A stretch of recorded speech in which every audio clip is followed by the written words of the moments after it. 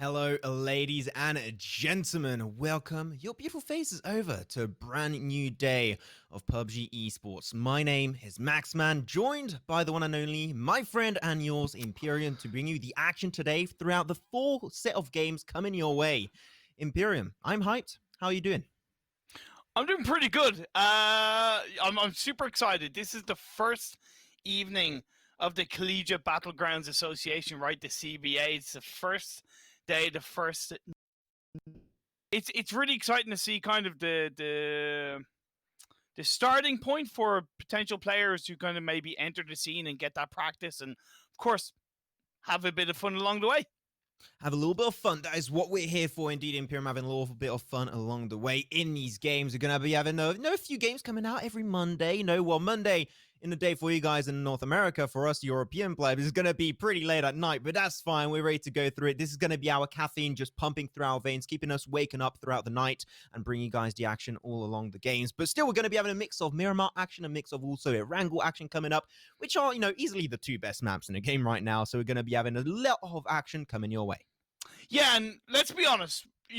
Let's kind of cut it out, get the elephant out in the room out of the way. We don't know really anything about these teams or these players, and that's sometimes a good thing because when we go into a tournament or an event and we know about the players, we're automatically kind of speculating this, speculating that. Whereas here, our minds are free and open for the players to kind of show us and prove to us what they can do in this night one. Because normally in the world of casting, what we do like storytelling, explaining the True. depth, the background.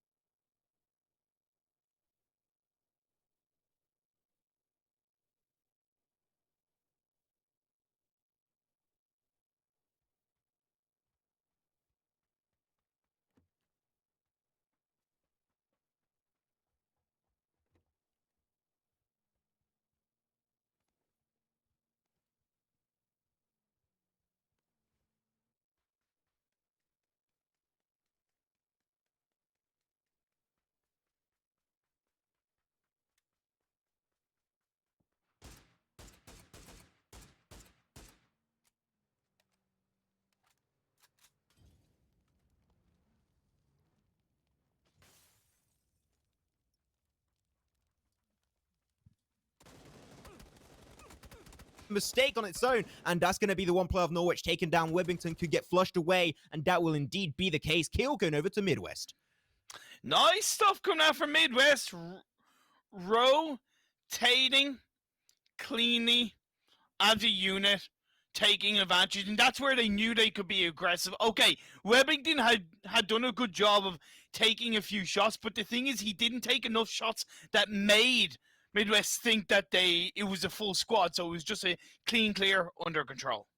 Clean clear indeed. Trying to move into the open is definitely a little bit of an issue you should try and do. And I'm seeing a lot from these teams, some drop locations that are very spread, but I'm seeing also a few clustered off teams. And, surprisingly enough, the clustered off teams are the one that really come out on top and really stand out in the opposition. So I think that this is something that really shows that over the entirety of this event, I think teams will try and adjust a little bit, learn the drop locations eventually also over time to try and avoid those hot drops, especially in the game of Miramar, where, when you like going to the tier 1 teams, you would not really see those teams die as early as that. But as I said, it's also a learning curve, not only for us, but also for the team. So it's still great to see them evolve and just learn over time. 110%. The drop spots are, I think, less of a contention for these teams. It's more the rotational paths, right? Because the rotational paths are the most important part, or one of the most important parts of Miramar, because if you're able to rotate clearly in that kind of harsh, open terrain as a full squad, avoid any other team, there's a higher chance you're going to last longer as a full squad. You're going to be able to control more of an area inside the circle. And hey, make a difference to your late game standing. NC State going to try and make their way through already. They're going to get pretty close to one other team. That is going to be actually the side of Southeastern. I cannot read English, apparently, but that's fine. I thought you were going to say Southern Comfort. That's an alcoholic drink, Max. I know it's Imperium, very early in the morning for you. You don't have to talk about alcohol all the time, Imperium, okay? I know it's your culture, but here we're talking about North America, okay? Leave it alone. Leave that culture behind. We changed region. Calm down, okay? I'm sorry. I can't let it go, man. I know, Imperium. You still going every single week to the doctors, right? And just make sure you're followed. Right. What the hell, man? Oh my god, here he goes. Some more DMR shots on Mini 14 by Beck. Taking himself in the one knockdown was Winlow. They're going to be contesting against each other for that knockdown. Unfortunately, Beck going to be traded away from a distance. Here we go. Long distance third party wouldn't be unfolding. They'll have to try and rotate away from this one. Go for the res. They got a few dips to play around, but unfortunately, because of that knock, they might get pushed upon pretty easily. So they're just going to be like, nah, getting the hell away from this one. This fight is definitely not worth it. It's something you really have to consider with Miramar as well, Max, is those third parties when you're out in the open get very tricky, even on phase 1 as the blue zone's closing in, and we'll see phase 2 pop in the next 30 seconds. Yeah, it's going to be coming up very soon, see where it's going to be going. So really intriguing overall, this game. We got some really interesting potential phase 2, phase 3 circles that could come up. I would really like to see it finish towards Crater Fields as a whole. I think they'll make things pretty interesting for this first game to kick off this tournament. As Prop GG taking a high ground position, a little bit of DMR shots, but of course the Mini 14, the SLRs, those are going to be your meta weapons, at least in the early game shots of Miramar. Yeah, and what I like from Rochester is that they have that kind of split positioning on that Crater Field area. So it's so important for Crop to take those shots onto the side of University of Cincinnati, down inside that compound, because you do not want to allow them to in any way move out of that compound and take shots over onto Crop. So that's really nicely done. As phase 2 has centralized up, gone down southeast with a lot of terrain by that power grid area, still in control. I was just about to mention, you mentioned very early on this game, actually on the start of phase 1, right? The northern side of Picardo, that mountaintop towards Power Grid will be extremely valuable for information gathering. No one as of yet went for it, but you know what? It's still an opportunity maybe for teams that arrive a little bit late, especially down south. They got like 2-3 teams down there that could be taking that opportunity at hand. Going to be also seeing the western side, a few teams going to go for their slow rotation. British Columbia is going to be one of those having to make their way inside. Is going to be having the Mild West. Going to be finding himself 1 kill extra. That's going to be up to 4 so far. And I'm just getting used a little bit to the UI. It's been 1 year, Imperium, since we casted PUBG PC, and you know what? I'm enjoying it, but I'm a little bit crunky. I'm a little bit rusty. We're getting there. We'll get there. It also doesn't help that it's a good 3 o'clock in the morning for also, you. You know what is that? Yeah, I think that doesn't help. Here we go. Going to be having a push unfolding. Going to be a pretty aggressive one. Big Penguin TTV going to be taking himself some early shots. They're able to fight back in really good fashion, taking the kill, confirming them. Penguin looking good in this fight, but though, can they confirm it? Can they get the squad wipeout? I think it'll be really intriguing for them to find out, despite them losing 2 of their players, Kaozu and also 1011. So far, this one's going to go a little bit slower as Ginger Jesus waiting and taking his time to re-engage, but the nades will be chucked in his direction in Imperium. Nice stuff coming out from Ginger Jesus. He's doing what he can to control his area. He's on his own right now. You can hear his shots being firing out. As you just see that player on side of the balcony, just try and throw out those shots, but nothing connecting as of right now. Yeah, trying to go versus Louisiana State. Unfortunately, no. not going to be able to connect no. anything. Taking a car rotation. No way. At least he has picked up some speed, but will it be enough to make it away? He will actually make it away, and the third party from a distance will be unfolding and just spraying down on Penguin. That is going to be it. Unfortunately, him cannot able to take that spray, but really, the fact he was able to pick up a little bit of speed literally just saved his life. Yeah, it was a nice little bit of third party from Concordia just to really kind of shut down the side of Louisiana. As we are seeing the Blue Zone now closing in a minute to go. Rochester Institute of Technology are going to have a squad climbing up these hills towards this compound and maybe start a little bit of an engage. Nice positioning coming out from the members of RIT. They do have 2 members now covering beside each other with the other 2 players flanking either side. Nice control being fired out. Nice headshot coming out from Soda Void. Now that's going to create an opportunity. You've got to use this knockdown as just a void point of pressure on this as a team. They're going to be actually getting a kill confirmed.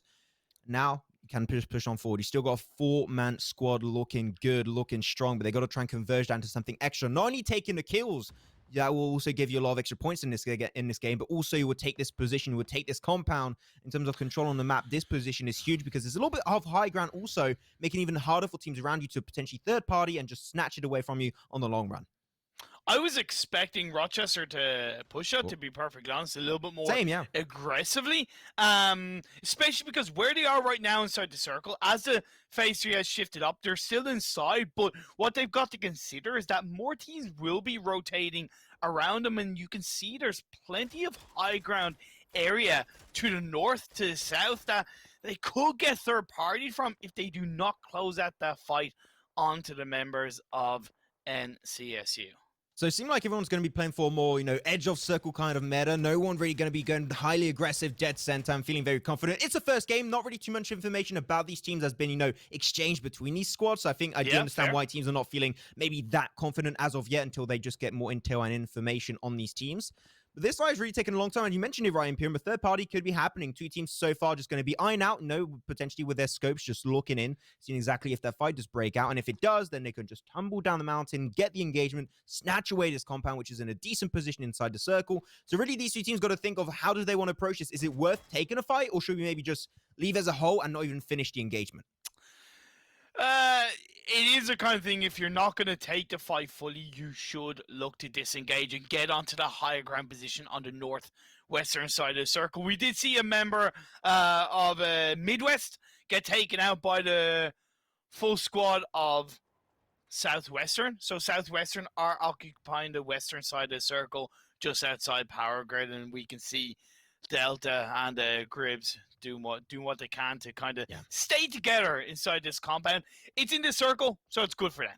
Yeah, unfortunately, Fizzle did get picked up. Might be fizzling away also. Going to be very unfortunate for their team, but hopefully they'll make it back up. Yeah, there you go. I got to do some eventually. You know what? That's fine.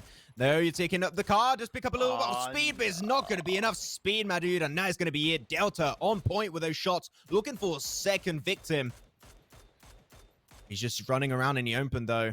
Will make it beyond that rock eventually, but here Midwest, despite them losing Fizzle, they got to try and maybe use that knockdown as a way to not push aggressively, but maybe just to reposition, because currently they're on the edge of the circle, so maybe they got to try and also gather that information, make their way next to Power Grid, because so far, once again, no one is dead center, and they could scout that from where they are. They could get that information super easily. Man, I love the fact that Frodo? Oh, here you go, Frodo taking a 1v2, picks up the initial kill. 32 HP, then the team is there to back him up. They will be eventually taking a little bit of damage back. Big Penguin doing some great job early in his compound breach when he was defending it. Unfortunately, they did come into this game as a 2-man team. Imperium, a 2-man team, and they got 3 kills. That is still huge coming out from this team. So let's see if they can try and turn into something extra. Once again, for the Louisiana State have a struggle to stay in that Nice. area. I do not know why. Here it is. No The way. Penguin to fight the nice initial knockdown. Looking for a second. Can they clutch in a 2v3? Yes, they can. 5 kills going over to the team. They are looking good, but especially Big Penguin is already like just this play on the first game that is already standing out. Oh my lord, great play by Big Penguin. I question that revive because it did technically give more time for the opposing team to push on, but hey, credit where it's due. He executed and he used that low ground position to peek up, shoot, get those headshots and close out that clean squad wipe, expertly done, and now they can move in to the circle. Mobile spray from Rochester, all good. I don't know why I have an issue saying Louisiana. There you go, I said it good this time around. There Oh, you I'm proud go. of myself. Proud There you of go. you. Hey, improvement. We're all about, evolving over here. Upgrades, people. Upgrades. Ooh. Power grid, though. Might be a power grid circle in this first game, Imperium. That is definitely going to be intriguing, and we're going to have one team straight away going to try and snatch it up. That is going to be the Purple Boys. It's Concordia, as far as I know. Concordia going to send 3 members into Power Grid, keep 1 in the back line, and I don't mind that, to be honest, but if you're going to full send it into the center circle, I definitely think it's better if you do the full squad, and yeah, indeed, that's what they're going to do. Definitely agree on that one. They got to be careful. A lot of teams are trying to contest it away. Car 98 shots coming out from Fear the Fork. Will the Fork be feared? Apparently not just yet, so he'll make it through. But one team is going to get gatekeeped on the western edge, and that could make things a little bit more tricky for them. So intrigued to see overall how this game is going to be unfolding. A lot of teams trying to delay their rotations, which I'm okay to know. They're still in circle, but if the next circle is coming up is going to be a hard shift, that's where things will get a little bit more, let's just call it tricky, Imperium, for the sake of it. The good thing is that because 2 teams have moved into center circle, there is more space on the edge for teams to kind of play and rotate around. Here you go, New York City State, going to be taking himself a big fight on themselves. Beck already picked himself 2 kills for his team, looking really strong in this performance. Going to get the high ground position. The smokes will not save you, my friend. And they are just going to mow down the opposing side, taking up the kills one by one, looking for a third. Down to 1 player. Can they get it back? This man is insane. This guy is unstoppable, Imperium. As the western side will be controlled by them side. They do eliminate the entire squad, and now it's easy peasy to make it inside the circle. North Carolina popping off right now. Southeastern are in the mix. Nice shots coming out from him with the SKS, making it work for their side. As they're in a tricky position, right? Because they're not quite in the center circle. They're not quite in power grid, but they're not on the edge of the circle where they can be safe that there's nobody behind them. So they really have to be controlling on their position as this 3-man team. Yeah, it's going to be a little bit tricky for their side. Let's hope they can hold on to it for the British Columbia team. Destin playing, find himself a few shots. Going to be picking up that kill onto FSU. And overall, just still have 10 teams in this game. Now down to 9. A little bit of a caster curse, but that's okay. Oh, King Nando's nice. got the high ground position. Going to be picking up a good kill for himself. The nade up Pseudo Void is going to come on through also for his squad. But now they've got this little dip, and they do not see that 1 player behind. Fear the Fork with the Car 98 is going to be doing some work. He will find himself 1 knockdown onto Dis, and eventually they got to keep on running. They still got a high ground position, Imperium, which for their team of St. Ambrose could be a huge advantage overall. Take a 1v1. But unfortunately, going to be losing it despite having the high ground position, and that will be St. Ambrose out in 9th. Rochester didn't let up. They kept the pressure on. After they secured those knocks, they knew that they had to convene. They had to put that pressure on. And now as the circle does center up, still around the power grid area, they're close to the edge of the circle. But I gotta ask the question, how many teams are going to full send it into power grid? How many players can power grid hold if all of these remaining 20 players convene inside the buildings of Power City? I do like the fact that teams are being very respectful so far. The teams that are currently inside Power Grid, they're just holding on to the northern and the southern side. They're not trying to occupy as much room because they know they're going to get breached eventually. So you need that man advantage on one respective side to deal with the opposing side if they do try and breach on one specific area. So I think that here, overall, teams are playing that center circle pretty well. But I think that not enough teams are playing that center circle as a whole. I want to see a lot more teams trying to make them opportunities happen for themselves. But indeed, it will center up once again on Power Grid, Imperium. Like, we're having a super intriguing game one around the corner as a Southeastern going to have a little bit of an engagement coming their way. Rochester, you need to be careful with just Pseudo Void there on his own. You got to try and stick together. This is phase 5. Want to be up as a full squad as they are looking to convene onto the side of Southeastern. Pseudo Void His way in. Spots out. Nice. Okay, don't know what was already happening there for Chaotic, but Chaotic is going to be taken down nonetheless. SMB is going to be another casualty in this game. Unfortunately, There so you many teams are go. dying. That's going to be it for SC. Now we only have 7 teams alive. Imperium, and this one's getting more and more set in stone. Up north is going to be also, well, down south should actually call it. It's going to be Louisiana State. And I still could not say apparently really well. But Big Penguin, this guy has been popping off on the first game today. And he's already going to be on my radar for the remaining part of this tournament. Already 5 kills with the barrel. Waiting for the team to just come around the corner, the New York City. But unfortunately, no one's going to go for the push just yet. Some utility will start to get traded off. Goes for the first initial knockdown, but unfortunately, he will be traded away. Great initial pushdown, and that's the 2 of their players out. Louisiana State are out in 7th. 6 teams now remain almost on the top 5 bar. North Carolina closing up. Nice rotational play from the side of that hill. It's very tricky to play on the side of a hill because getting those peak angles on point is quite hard to pull off. But credit where it's due to North Carolina. But they are still outside the circle. They have to move in. I'm looking at how well Rochester can play this because they're still up as a full squad. Gribs and Delta, they are so separated. Still is a 2-man team. That is risky, but it's bold, and I love it. Yeah, I'm just loving seeing some DMR shots still coming on through into the late game. I think that's what makes Miramar at this stage, and I'm just really happy and enjoying what is happening on our screen. But the circle comes up once again. Imperium, and where does it go? It goes on Power Grid once again.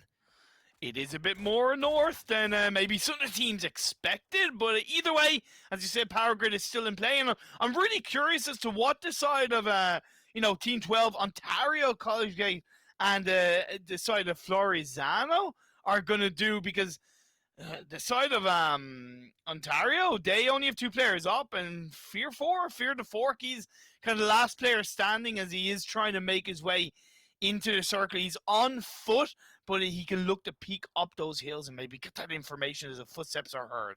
Yeah, it seemed like really holding on to the edge was really the viable option up north for the side of Concordia, and they're going to be rewarded with that one. Was just putting pressure by teams potentially rotated in circle too early, and also going to be seeing ourselves NC State out in 6th. Now finally down to top 5 position, but I'm scared for what is happening so far in this game. Fear the Fork, he does not matter. He's been solo since earlier, but unfortunately solo he will be no more. He's going to join his teammates back into the lobby, and he'll get eliminated with his team in 5th. 4 teams still in this game, and as again, an esports team dead center looking damn good in this game. They just got to hold on strong, not moving an inch whatsoever. They are going to be the circle magnets on this first game. But here's the thing. Are they allowing the other teams, specifically, I'm looking at Rochester, to gain too much control inside the circle, right? Yeah, they have a full squad, but they should be using that full squad to gather a little bit of information. Hell, send a scout out. You can kind of afford to lose a player. I know it's kind of phase 6, but kind of evil. for the sacrifice of grabbing information that you're going to be able to use, I think that would be more worthwhile. Whereas when you look at the spread that's coming out from the 3-man team of Rochester, they're really making that work, sending Hershey up the northern side of this phase. Talking about, sacrifice getting really dark. I didn't know PUBG could get this dark, but thank you very much, Imperium. You proved me that the impossible is indeed possible. Going to be having, once again, a few teams trying to make their way around. But there's so many, nick and crannies, just little hilltops behind which can actually hide without getting peeked upon too heavily, really, by the side of Concordia. So still, there's a lot of opportunities at hand. He spots it out with the SLR. They're going to be having a good trigger control. Not going to go for the shots, because if he does, that means the information will be given over to Concordia, and then all potentially will be lost to find a decent, more comfortable position in circle. The circle's about to center up once again. Is it going to go back in Power Grid? I mean, I hope so, because this first game is pretty insane already, Imperium. I love how Gribs and Delta have been playing this game as a 2-man team. Love how they've been rotating, utilizing the edge of the Power Grid area to peek up, get information, and then, of course, use that to dictate how they rotate around. But their next challenge, Max, is the fact that they have to move in to the circle from the south, use that eastern ridge to possibly take a fight onto the members of Ontario, and then maybe gain a bit more control. But shots are being fired up by this side of Concordia as they do what they can to push back the 2-man team. Here we go, some SLR in action once again on the later stage as they did move away from Power Grid. All the fights are going to be breaking loose. Going to be still having a few squads trying to remain on the edge of the circle, trying to really relieve as much pressure as possible. But still, once again, Concordia not having to move an inch. They still got the best building in this game, still available at hand. They just take the shots, they just put the pressure and just stay put. What's coming out? Midwest.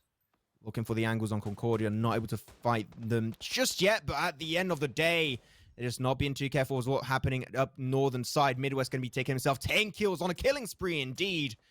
And this is going to be still a really good pop-off performance to kick off the day. Rochester Institute of Technology up in the northern edge, going for the split, which I think is great. They got center circle control, they got edge of the circle control up in the northern side. Like, I think here, they're just taking map pressure to make sure no one is going to contest their location in circle, as 5 kills going to be going over to Pseudo Void, and that's going to be it for Midwest out in 4th.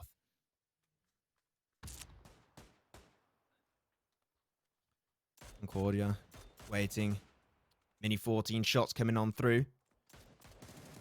Going to be on the RTX team. Unfortunately, nothing really able to get confirmed just yet, but unfortunately, it seems like the split is going to be actually not going their way just yet, as they're going to be losing one of their players. Rochester Institute of Technology kind of struggling with that split now, losing one of their players. The res will not come on through. But in Pyramid here, this game has actually gone way slow right now. Slow down a little bit. We're down to the last 2 teams. It's a 4v3. Credit to Concordia. They stayed inside that building, but they still jumped out of that building somewhat with a bit of a bang, getting a kill onto the side of Rochester, which does take away some of Rochester's control. They also got a knock on the Pseudo Void, which is getting revived up. But again, that's giving more space for the side of Concordia to now push into the circle. He's going to be pushing away. Rochester might lose a play. Picks up enough speed, though, and it will go far away into the horizon, away from the grasp of the opposing squad. This game is already getting pretty intriguing. Concordia. Will it be Concordia? Will it be Rochester? Oh my god, I have no idea who's going to be taking this one so far. It's such an even game. They're going to be pushing down here, which make them very easy picking for the side of Rochester. Few SLR shots will be exchanged. Though, nice angle going to be taken away by Sneak Attack. Going with a barrel, picks up 1 kill, goes instantly for the flush. Very nice Imperium, as you just mentioned. Now it's going to be down to 1 play on their side. Pseudo Void, despite getting knocked away, can still gather a lot of valuable information. Hergshi has to take that fight solo. Going to be switching on over to the Mini 14. Picks up 1 potentially, and he does get it. So that is going to be it. And the winner chicken dinner will be over to the side of Concordia for game number 1.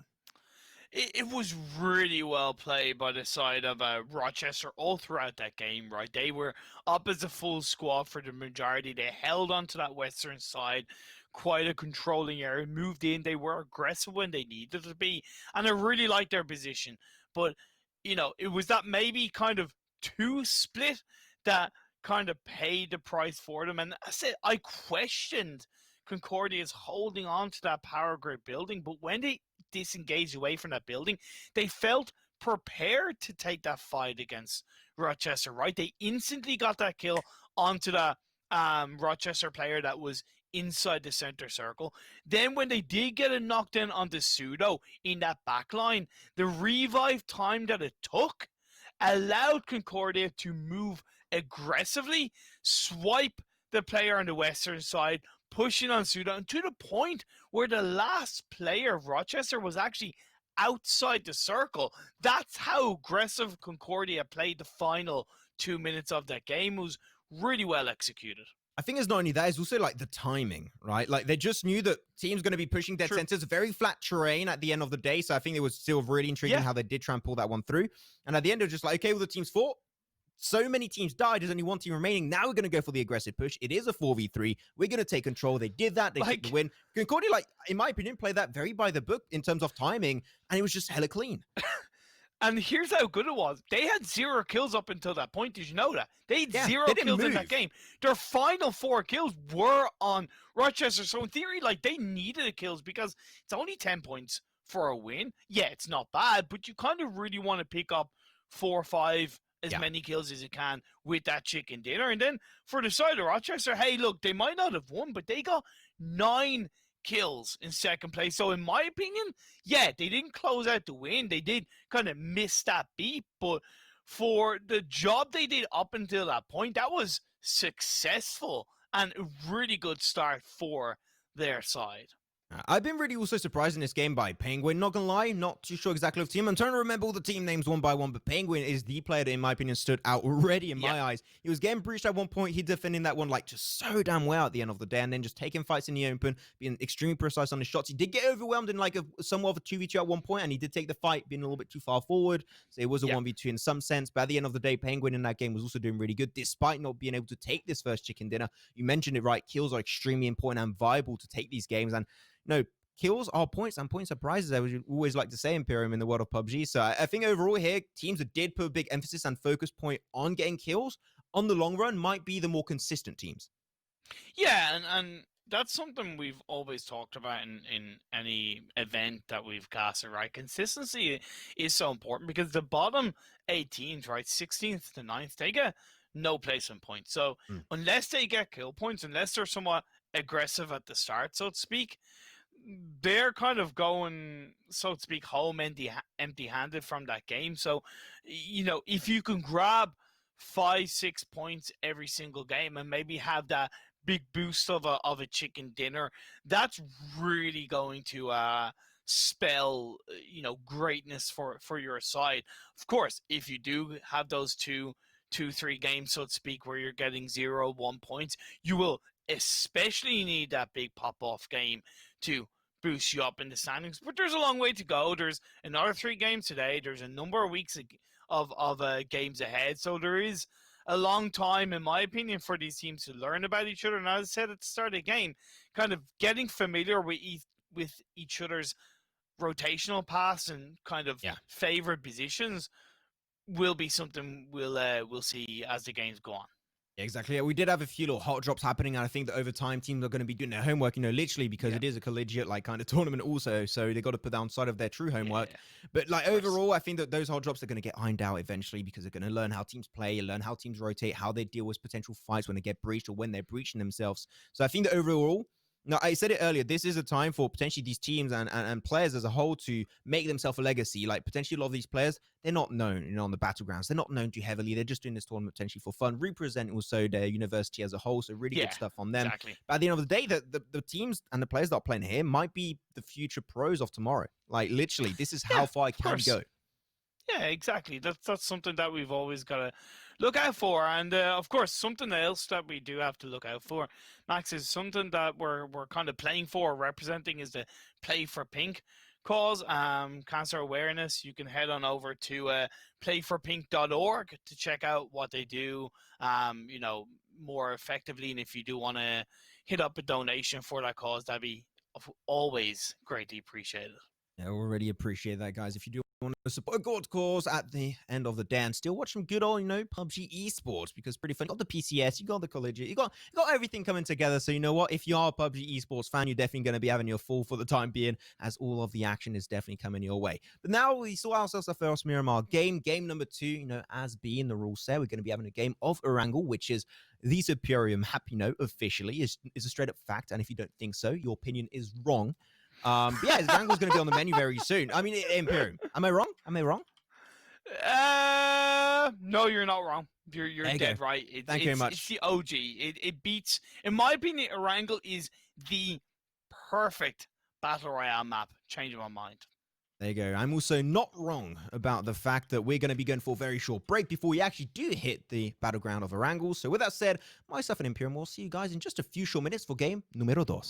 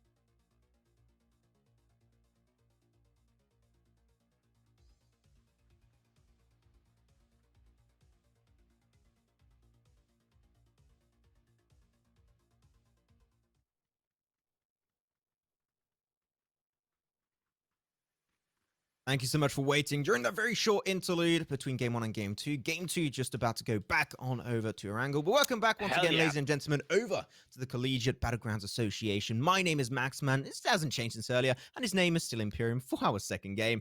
And Imperium, what a boy. great first game that was. Won by Concordia. Sure, not too many kills to show for it, but at the end, they played that power grid position to a T, and they took the very first game of the day.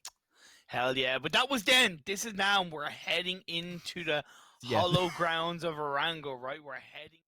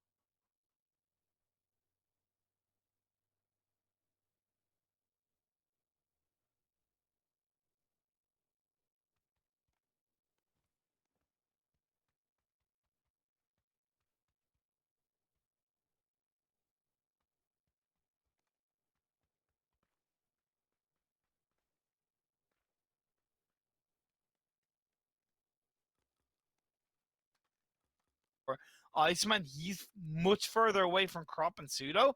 So like to see him maybe join back up with the rest of his team, or at least use his angle to get information, but not really take those shots. Seem like our audio is back on. Sorry for that little technical hiccup on our end, but that's fine. We are back in action, and you can actually hear our sexy voices, myself and Imperium. We're pretty happy about that. You know what? That's cool. But back into the game, Imperium. Wow. Yeah, as you said, game number 2 going to be coming up after the first game won by Concordia. Now going to be having a few nice SLR shots coming out in the early stage, which always makes me feel good because the SLR is one of my fav weapons, and I always love to see it well used. Way better than I can use it myself, which makes me sad. I'm glad you're sad. I like seeing. I guide others to a treasure I cannot possess. Now, I like the fact that Florizona are kind of swiftly getting the hell out of there, just going, look, we don't want to take the fight early on. It's not worth it because we're outside the circle, and the longer we leave it to rotate, the harder it's going to be. Then talking about that circle, it has complemented the playing path, so you are seeing way more teams already converge inside the circle. So I'm not expecting too many early game fights, early game kind of craziness. This is going to be a bit of a passive one. Yeah, it's going to be a pretty safe one. You go over to Milta. Of course, Milta, no hard job's going to be happening over here whatsoever. Well, actually, no, wait a second. Oh, it's just not. Oh my God, I'm so confused with the textures, man. Oh my God, this is so intriguing. I love this. You'll get there. I was like, wait a second. No, wait a second. There's no water. Could be Where's worse. the water? Where's the water? Could be worse. You could could have called Picardo to be on again. Yeah. You could call Picardo Podvoso, or the other way around. But we won't speak about that. Yeah, we won't. We'll just move on. It's fine. It is. Once again, it's almost 4 a.m. for us, guys, so don't judge us too heavily, please. Be nice to us. As a car is going to be picked up in the center, I'm seeing, I believe, a 3 or 4 man car rotation, which in a compound like Yasnaya can always have a little bother. A few neighbors you're not really expecting, but they will get away, unscathed. They'll make it back to another location down south of Yasnaya, and potentially even make it through the fields to a better location, center circle. Again, a little bit similar to what we saw from Florizona. Just Central Florida, just going, look, we don't kind of want this fight. It's not really worth it. Let's just get the hell out of there kind of thing. And just one thing about Central Florida is that they do have a female player, Span Cargo, the only female player in the Collegiate Battleground Association. And I think that's, of course, something that isn't, is nothing but a good thing to highlight, is that when you do have those female players competing at the top, it's absolutely awesome. We want to see more of it. Yeah, we say we got to support the boys, we got to support the girls too. You go into this one, there's a crate drops on Exactly. down, it's got an Orm. And you know what? We had some small boy action earlier. We had some SLRs. We had some mini 40s. Now we're getting into big boy territory with this one. And can't wait to see who's going to be using that one and potentially finding some juicy headshots. If someone gets it, you know, getting pretty happy about that one. Every headshot, I'm calling it right now, every headshot with the Orm that comes out, I'm doing a €5 donation over to the Association of Play for Pink. And if you can do the same, by the way, by heading on over to I will match it. playforpink.org. There you go. Every headshot with the Orm, we're going for it. Well, Raise the no, stakes. every knock. Every knock. Let's just go for every knock with Okay, every knock. You know what? Yeah, fair every enough. knock. Every knockdown is going to be an extra $5 in the bank. It's Crimson going to push on up. No one can like really heavily Potato Hill for scouting early on, which I think was this kind of circle. No, even if it's just a temporary stop, I would like to see teams maybe use that location to their advantage. As Southeastern, BMZBB. A lot of B's in that name. Going to be looking for that fight.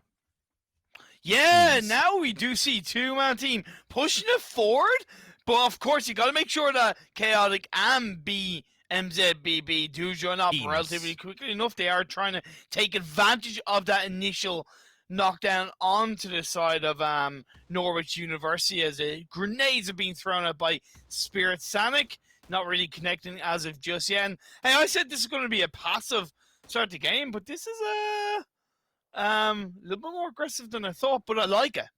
Yeah, it is Beams, by the way. My Mr. Producer man, Chunks in my headset just told us. So it makes me think of beans, and now I'm hungry once again. So what the hell, man? But overall, it's going to be a pretty aggressive push. They did use those knocks as a way to get closer to this compound, so now they breached it, and now they just got to find the kills one by one. Hake trying his best to defend it. Unfortunately, not able to find the shots, and he'll get fall back instantly. Beams gonna go for the flush. He is already initiating this fight in really strong fashion for Southeastern, but unfortunately for them, look, they jump from the balcony side, and they're going to be peeking around, and I think he saw it, gets the information, and he knows he's 10,000 IQ, and he picks it up. Beams he's doing so much work for his team into this breach, and now they're down to 2 players on the opposing side. How can they defend this one? They're taking it slow, which I like it. They're not going to get overzealous. They're not going to get overconfident, but grenades could make this fight for Southeastern a lot easier, Imperium. Yeah, but what I don't get is why Pluie isn't joining up with the rest of his squad. Why they still have to make that man advantage count? As Belsey does chuck out a grenade, gonna try and utilize that. He has not been spotted. No way, no way, no way. He has not been spotted. I'm potentially use the shadows through the smokes. He spots the shadows, and now he's going to go for the spray. But unfortunately, a little bit too high, my dude. They're not going to be on the roof. They are not Spider-Man, unfortunately. Southeastern, they're going to be taking the fight once again for themselves. Beams was taken away from this game, but at least they do take themselves the compound. You know what? 4 kills for 1 loss on Beams is good. But no more Beams. I'm a sad boy. Oh, man. He's gone too soon.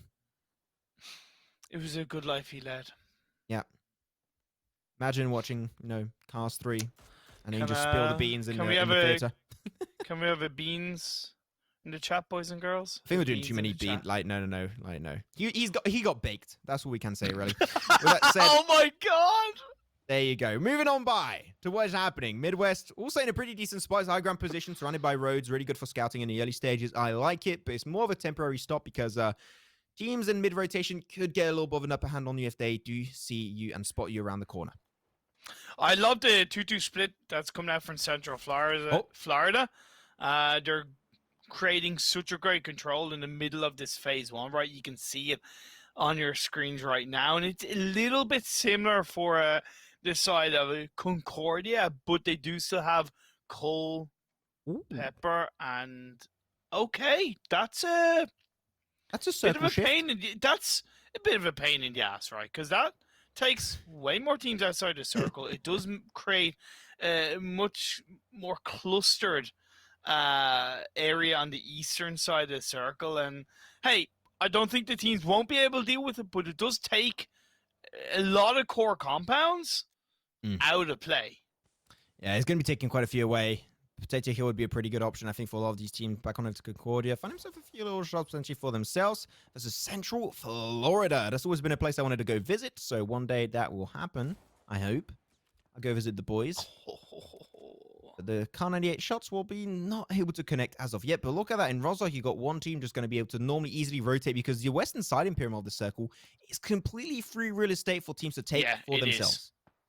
And that's what I loved about the Oh. 2-2 split that was coming out of Central Florida, is because now they've joined back up as a full squad inside the circle. About to happen eventually. Oh, no, he's not going to get knocked No away. way. No way. Oh, my God. Pepper will not find the knockdown with that SLR. Going to go back towards prison. You know what, Max? That is surprising to me. Jeez. He might be a little bit salty about that one. No, I think we're doing too many food puns. No! Come on, salt and pepper! You gotta give me that one. Okay, you know what? Fair enough, Imperium. I'll give you that one. Thanks. You're welcome. Thanks. Hey, they're down. This is a hijack. Give us that car right now. We're far from the circle. We need it. Oh. Yeah, they are. They're on the far eastern side by Milta Power. Their rotation shouldn't be too hard because they'll be able to wrap around on the southeastern side. But the thing is, do they have that information? You have that kind of big mountain logging cabin terrain in front of them. They're not getting any information on the teams in the prison area, any of the teams on the northeast side of the circle. But based on that plane path, in theory, and especially if they've done a little bit of research on some of the drop spots, they should be able to calculatively rotate on the southeastern side through Milta and come in maybe on one of the compounds on the coastal side of this phase 2. Yeah, coastal side could be a viable option as long as they're quick on that rotation and don't overstay their welcome on that coastline on the beaches area, because then that's where things could get a little bit of an underlying issue. Over to the east, a few teams are slowly going to be thinking on making their way inside the circle because indeed the blue zone is going to be wrapping around these teams. And that is a really nice position where you really want to try and stand in. So they're going to try and make their way through. A few rows actually going to be potentially cutting off a few of these teams. So it could get an underlying issue overall in this game if you do delay that rotation even more, because then you're going to get pressured by teams on the upper ground position when you have to cross over the road, and you're also getting pressured by the blue right behind you. So I think that here teams should put a lot more of a bigger emphasis going pretty central in the circle really early on, because otherwise it could get a little bit troublesome like we did see happen on that Miramar game. And you mentioned about Potato Hill in phase 1, that it really was an area that a team would kind of hold on to.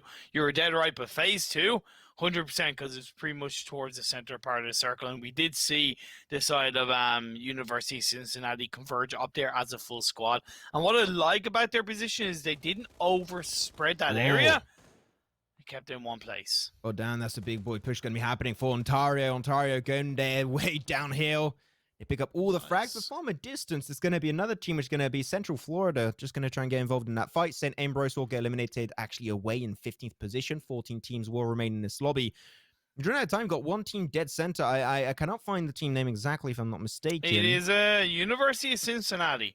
That's what I talked about with their position on Potato Hill. It's even more important that they stick together as a full squad. We know how hard it is to hold on to Potato Hill as a train. It's vast. It's got multiple high ground and low grounds, right? But if you're together as a full squad, maybe send one player out to do a bit of scouting. I do believe that is going to allow you as a team to control that area a little bit more, because you don't want to be too separated on Potato Hill. Yeah, you want to try and remain a little bit more as a team, because it is a really wide area. I always call it, like, people call it Potato Hill. I call it like Potato Plateau. It's just such a wide area. It's just really hard to defend as a full squad. As going to be seen a 3-man car rotation coming on through. Gribbles will be able to cancel that one out for the Midwest team. And he's going to go for a sexy double with that Mini 14. Now he's looking good, but he's again third party from a distance. He's got to lay low, and that will allow one of the players coming out on the opposing side to make it away for Alabama's University. Yeah, you got to be careful a little bit. Third party coming out from the side of UC Berkeley. That's going to hurt the push from the side of Midwest. Oh, there you go. The shot's coming out. Big Penguin popping into the kill feed once again. I mean, this guy is unstoppable, and we saw it in the 2 last games, well, in the last game and this game now. Alabama, baby. And they're out of he is here. just looking insane. Now we're going to see a couple of teams now in the eastern side converge together. Either side of the road, you have the high ground, you have that low ground that's going to be separating them for now. I do see the side of MC taking a couple of shots and losing a player along the way. A bit of a feels bad man indeed for Midwest. Melba feels bad, man, overall, but Potato Hill, this is going to be the point of all contestants. Cincinnati looking good, but will teams try and contest it eventually? I think we're going to have something similar to what happened on game one on Miramar. One team going center and all the rest of the teams playing edge of circle, which is not a surprise whatsoever going into this one. It's going to have a little bit of a backstab happening for Central Florida. I like it. Utility will be traded away, but they're not able to find that knock just yet. They're going to get into a car, which is a risky move. You got to pick up some speed to make it away. They will do so, rotating right behind that rock, so they're going to get that speed. They will make it far away in the distance, while leaving a few of their players actually potentially behind. Yeah, and the good thing is that on that position, they were not threatened by a third party coming out from the side of Southeastern. Plus, Southeastern are down to 2 players, so they're not going to want to push too aggressively. But talking about aggressively, you see Berkeley seem to be pushing aggressively for the Southeastern, are taking that fight against Florida. First knockdown from Pluie. Yeah, Pluie and Chaotic going to have to go for the push. But Chaotic's going to be down below, taking that one as a slow pace. They find themselves on knockdown. I want them to converge onto that knockdown, right? This is going to be potentially their best opportunity to take this fight, despite being overwhelmed. Chaotic finds the juicy headshot. Nicely done. Onto big butt, apparently. Going for the final initial kill, potentially. This could be the end of the fight. This could be it. This could be Central Florida out of the game in 12 if they do not win this fight. Spancargo taking it, and unfortunately, she will be out. Central Florida will get also taken out in 12th. 11 teams still remain in this game, with Chaotic already up to 5 kills. So that was really well played on that low ground coming out from the side of Southeastern, because they knew that they had to use those dip and peek and shoot shots coming through, and they played that expertly. Nice mix of smokes to cover the areas around them, and getting those headshots off made a huge difference. Did have a really big underlying impact on that fight. I do like it, but Midwest back into the kill feed once again. Well, not really for the good reasons, because Colsey and Delta both got taken away. Finds a great angle, unfortunately down to 51 HP. He's going to have to go for that first aid, but that's going to give a lot of time for the players and the teams around him to push on that location, and they know he's definitely not really good position. Mitchie boy is going to go down, boy. Picked away. Look at that. UC coming from a shot on distance, and yeah, third party. It's been happening on Miramar. It's been happening on Erangel. Because I've got to say the main issue here is that these fights take too long to close off, and that just allows teams to just hear the noise, take a high ground position, third party takes the kills. That's what's been happening this entire time so far, which is still going to be a little bit of the issues for the teams that do decide to initiate those fights and play more aggressive. And it's great for Cincinnati because they kind of know that now's the time that's okay for them to maybe go for that 2-2 split. Not too far apart and not too far down Potato Hill, but enough where they're able to control the terrain around them, get those shots off, maybe suppress the teams closer to the edge of the circle so they themselves, Cincinnati, can be more prepared for any team that does breach further up more aggressively. You instantly see Blockhead responding straight away, getting a knockdown on the kid. Here we go, some more SLR. I'm a happy boy. The smokes, really good line of sights on those smokes, really denying all that visibility away from Cincinnati. But Cincinnati, you mentioned it, right, going down here, which I think is good overall. I do like that idea. But by doing so, also without having a great point of interest to defend and attack from, I think that teams could potentially try and snatch away that high ground position and then actually reverse this team up against this team. So I think overall it's a high risk, high reward kind of position. So you're hoping for no teams to take that position you had earlier away from your grasp. Blockhead not going to be able to find anything just yet, but once again, Pluie is popping into the kill feed for the good reason. But the good thing for Cincinnati is that so many other teams are fighting against each other on the edges of the circle, especially the southern side, that's giving them a little bit more time to take that fight against Southeastern. They're going to be full sending it. Despite not having any, big knocks and taking maybe a little bit too long to go for the push onto Dude, despite him taking a lot of damage, they are just full sending it one by one. I am not a huge fan of this play. But Blockhead is going to go for it. Going to try and go for the initial spray with the M4. Nice. Finds that one. The second knockdown will come on through because of Eric Brisket's grenade. Double knock. They're going to go for the third, but unfortunately going to be so far away from actually taking that third knockdown.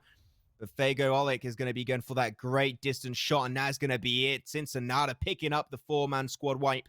And that's going to be 4 points going in their back pocket. Cincinnati doing what they do, grabbing those kills, using that smoke information that was protecting Southeastern. But you know what they say about smokes? When you see smokes, you see grenades. And grenades were flying out. You saw that push that was coming out from Brisket. It created that distraction. Sorry, not Brisket, Blockhead. It created that distraction, Brisket with the grenade, and that was worth Blockhead losing his life for Cincinnati. They do still stay firm inside this phase 5. It just came down to, like, Smokes, I can't be bothered to have to peek the Just information. Here you go, teamwork. take a grenade or two. You'll be fine with my grenades. And that was a great double knockdown coming out from Brisket at the end. But now the circle still Potato Hill, Circle Imperium. We had a Power Grid Circle on Game 1 on Miramar. Now we have a Potato Hill. Like, we're being delivered such good circles rotation onto this one. And some teams definitely are delivering, like Cincinnati. And a few teams potentially trying to snatch it away. And you can see, especially on the western side, you're going to have yourself good old Rochester taking that position potentially for themselves, as well as inside the crates. Just a med kit.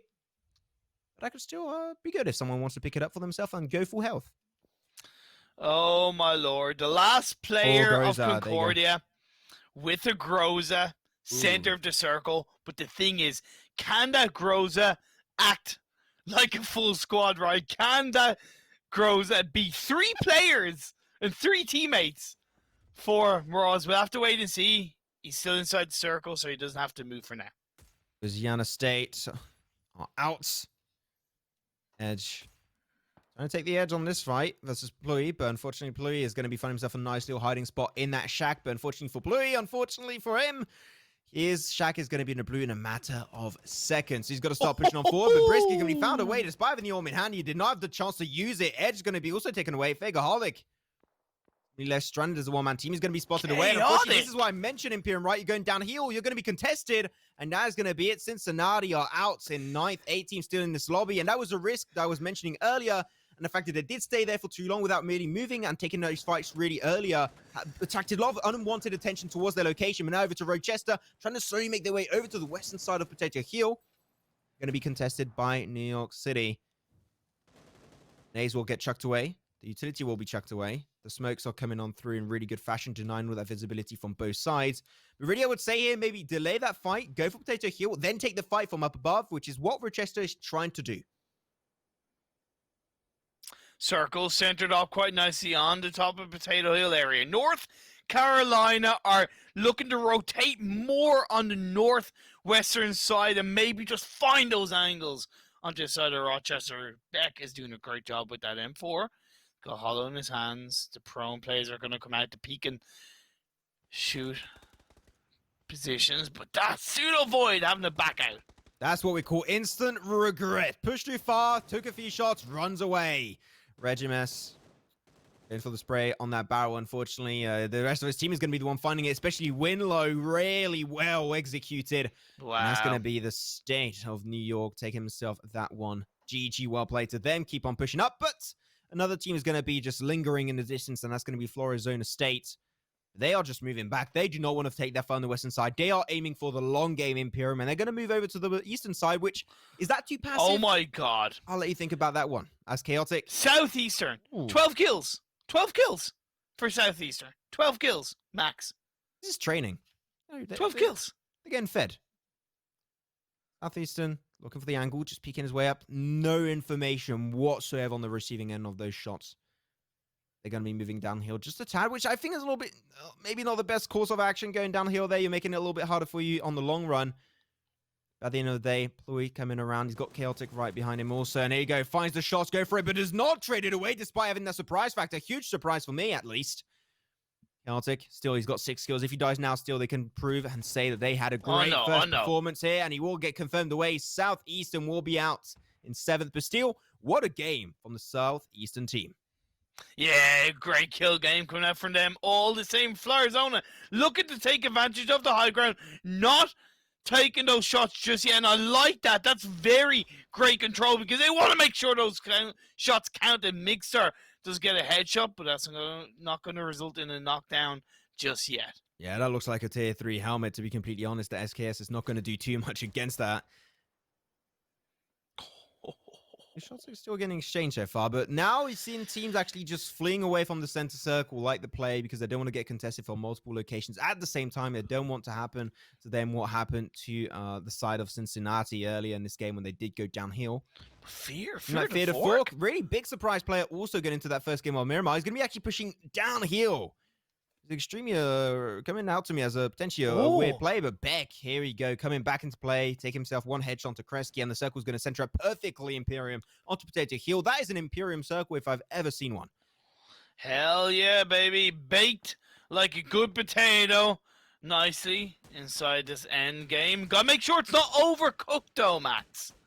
Oh my god, they're taking a shot through. The smoke just randomly through. How are they getting this one? Remove hacks, my friend. What the hell? Beck, this guy from Miramar, is still looking consistent over the entirety of his games. British Columbia, though, they have been in this position for minutes and minutes on end without moving an inch. Oh, yeah. But now they're in a position where the circle's moving against them. Then you got a few seconds, 10 seconds exactly before the circle's going against them. Not only should they take this fight towards New York City State, but also they got to move up here versus all the teams inside circle. And now the smoke's actually dissipating, make himself easy pickings for this team. And Beck is just capitalizing on this opportunity. He's already got so many kills going their way. They're looking for way, way more Imperium, but currently in circle. I'd like the fact also that New York City State, right, they got one player, which is Regimess, inside the circle just to, once they take that fight down south, they can just send the entire team back in circle itself. It's great insurance. I love that play. Great insurance policy indeed. So we are going to see on the eastern side, Fear the 4 class player standing going up against Gribbs.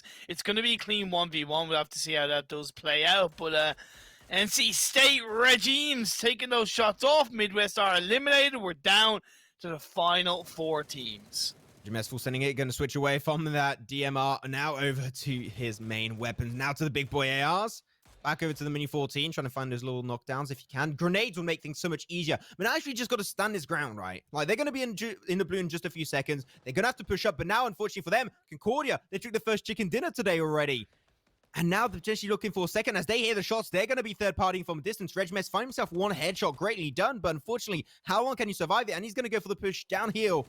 And he is looking greedy, goes for the spray with the barrel, picks it up. That is going to be it for the opposing side. But here's the thing. Regimess gets peeked away, and there you go. The information was grotted over. Where's the Groza? Concordia making it happen, going for a second kill. Potentially up there. Are we going to have the first back-to-back chicken dinner on the first game? No, going to go for the spray in the open. And he finds a back-to-back chicken dinner for Concordia. These guys are already seeming unstoppable in just the 2 first games of this tournament.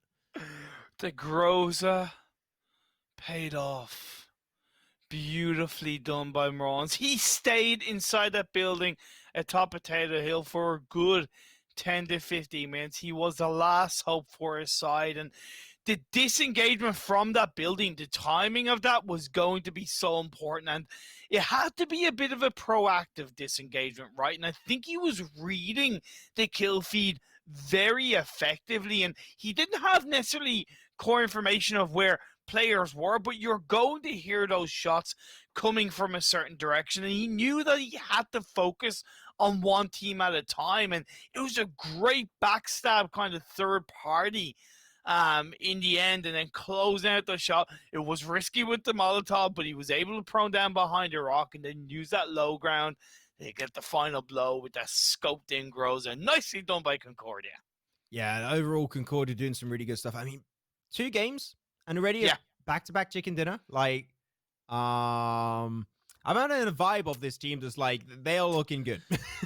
Maybe that's why they're called Concordias, because they're like Concords and they just full speed. Even though the Concorde isn't active anymore, but I just wanted to make that terrible joke. Thank you. Thank you very much, Imperium. Really appreciate that. But there you go. That is going to be it for our second game on Erangel. I mean, our first Erangel game has delivered. Our first Miramar game delivered, at least in terms of circles. And the game has been good. Concordia also delivered. Like, so many things have been delivered to us into these games on the silver platter. And I'm enjoying every single second of it. And we're only down to 50% of the action coming out today. We've got another Miramar. We've got another Erangel. You know what I'm going to tell you guys? If you want to check it out, we're going to go for a very short break. So stick around, because game number 3 on Miramar is going to be on your menu in just a few short minutes.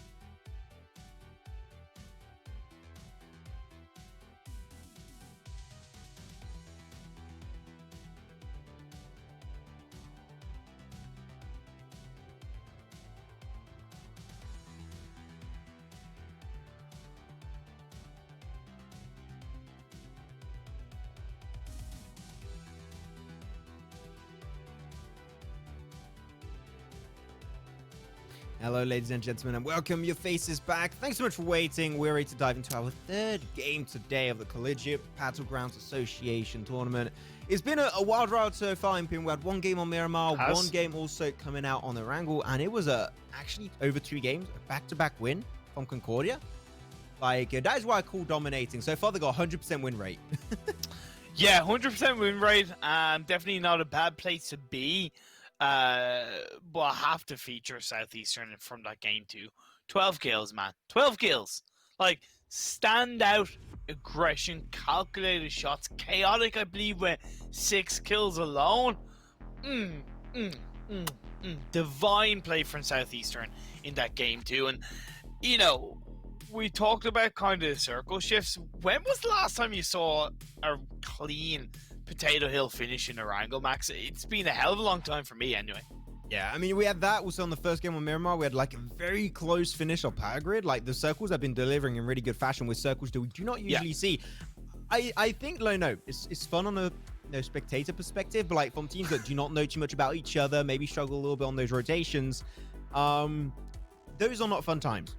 Yeah, they're definitely not fun times because they're struggling the circles. They're not good to play with. They're not many compounds. That means you've got to play into the open. You've got to know the terrain, like the back of your pocket. It is a really tricky kind of day so far for a lot of these teams. But I think that, going into the next game, I'm hoping, even though I think they're pretty fun to watch and cast, I'm hoping for like a more normal circle, just so the teams can just breathe in, breathe out, and just have a little bit of a more breathing space for themselves and just relax more into the next 2 games. Yeah, but then again, it's also up to them to maybe, even though they're playing game after game after game, to have absorbed as much information from that game on how the other teams around them rotated, positioned. It's always hard because you kind of do that from VOD reviewing, but live if reviewing. if you can still kind of live review and as you've rotated on phase game 1, you kind of go, oh yeah, I see maybe this team or this player. As you've even grabbed a few kills from game 1, you kind of maybe gone that kind of A to B thought process of, okay, well, we took down this team there. We know they dropped there, so they maybe pattern this direction. There's always something to learn and always something to grab along the way. So I hope that as many teams as possible have done that. I do agree, Imperium. But with that said, we're still going to be making our way.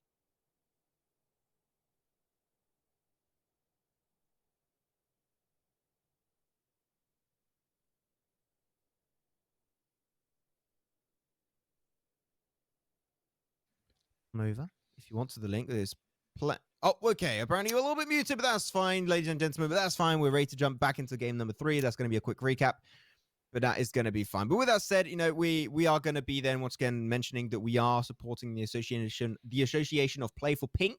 So you want to head on over maybe to playforpink.org and support that organization that's fighting versus breast cancer, and maybe do a donation or just get a little bit more educated on the matter. Couple of teams instantly dropping towards the western side of this map. You have a side of St. Ambrose looking to join up with Fear the Fork and the rest of his team, which is Florizona. So we'll have to see how they do take that fight against each other. But otherwise, with that nice even playing path spread, again, a little bit similar to Phase 1, we are seeing overall clean distribution of teams across this Miramar map.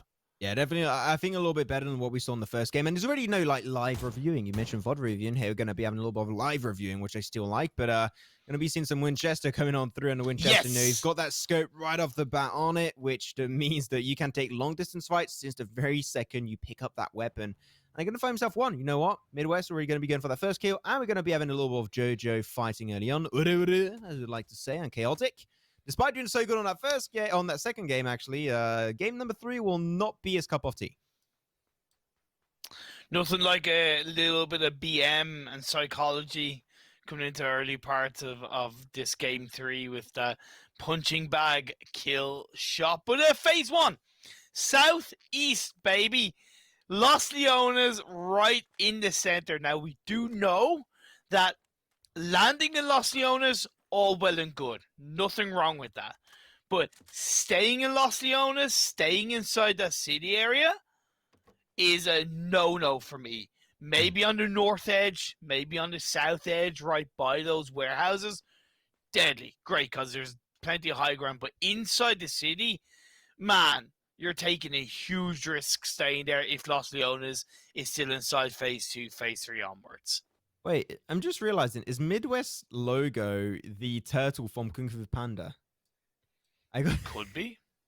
I have the impression that's what I'm seeing on the bottom left of the screen. Monkey. Oh my god, I want to rewatch Kung Fu Panda right now. That made my day. There you go. That woke me up. You are satisfied right now with tonight's games just I from got that? I got my meme full just by that. There you go. That's some quality and maybe even some quality shots coming out. That'll make my day even better. That's Crop GG. And for a long distance shot, but unfortunately not quite able to find it with his juicy SLR. We'll find one bullet, but that's what he shall get. Ooh, outside of the Los Leones area that I kind of talked about, a couple of other key parts of this Phase 1 would easily be La Bandita, because you know that it's a huge crater where you're able to hang on the high ground edge, dip on the inside a bit to get a bit of protection, and of course, you know, you're going to get a lot of core information overlooking the areas of Los Leones. And then if you're looking down south, you're going to have the high ground to the west of Puerto Paraiso, which is going to be nicely in play, plus those high ground mountains to southwest of Chumacero, which is going to be very nicely rotated by UC Berkeley should they pull the timing of that rotation off fairly quickly. Yeah, I was just about to mention those southern mountains. They can be really detrimental to a lot of these teams if they use that information, of course, to their advantage. There's only one team there so far, so a lot of teams could potentially try and capitalize on that opportunity. But up north, a lot of teams will potentially be encountering each other mid-rotation. As you pan on over to Rochester. Rochester's, not forget, in case you guys did join the stream maybe a little bit late, Rochester Institute of Technology did take themselves up that second position right behind Concordia, because Concordia, no one is going to be stopping them. But still, they had a really strong performance, not only in terms of position, but also in terms of kills. So I think that they're definitely a team on Miramar to be very, wary and cautious about.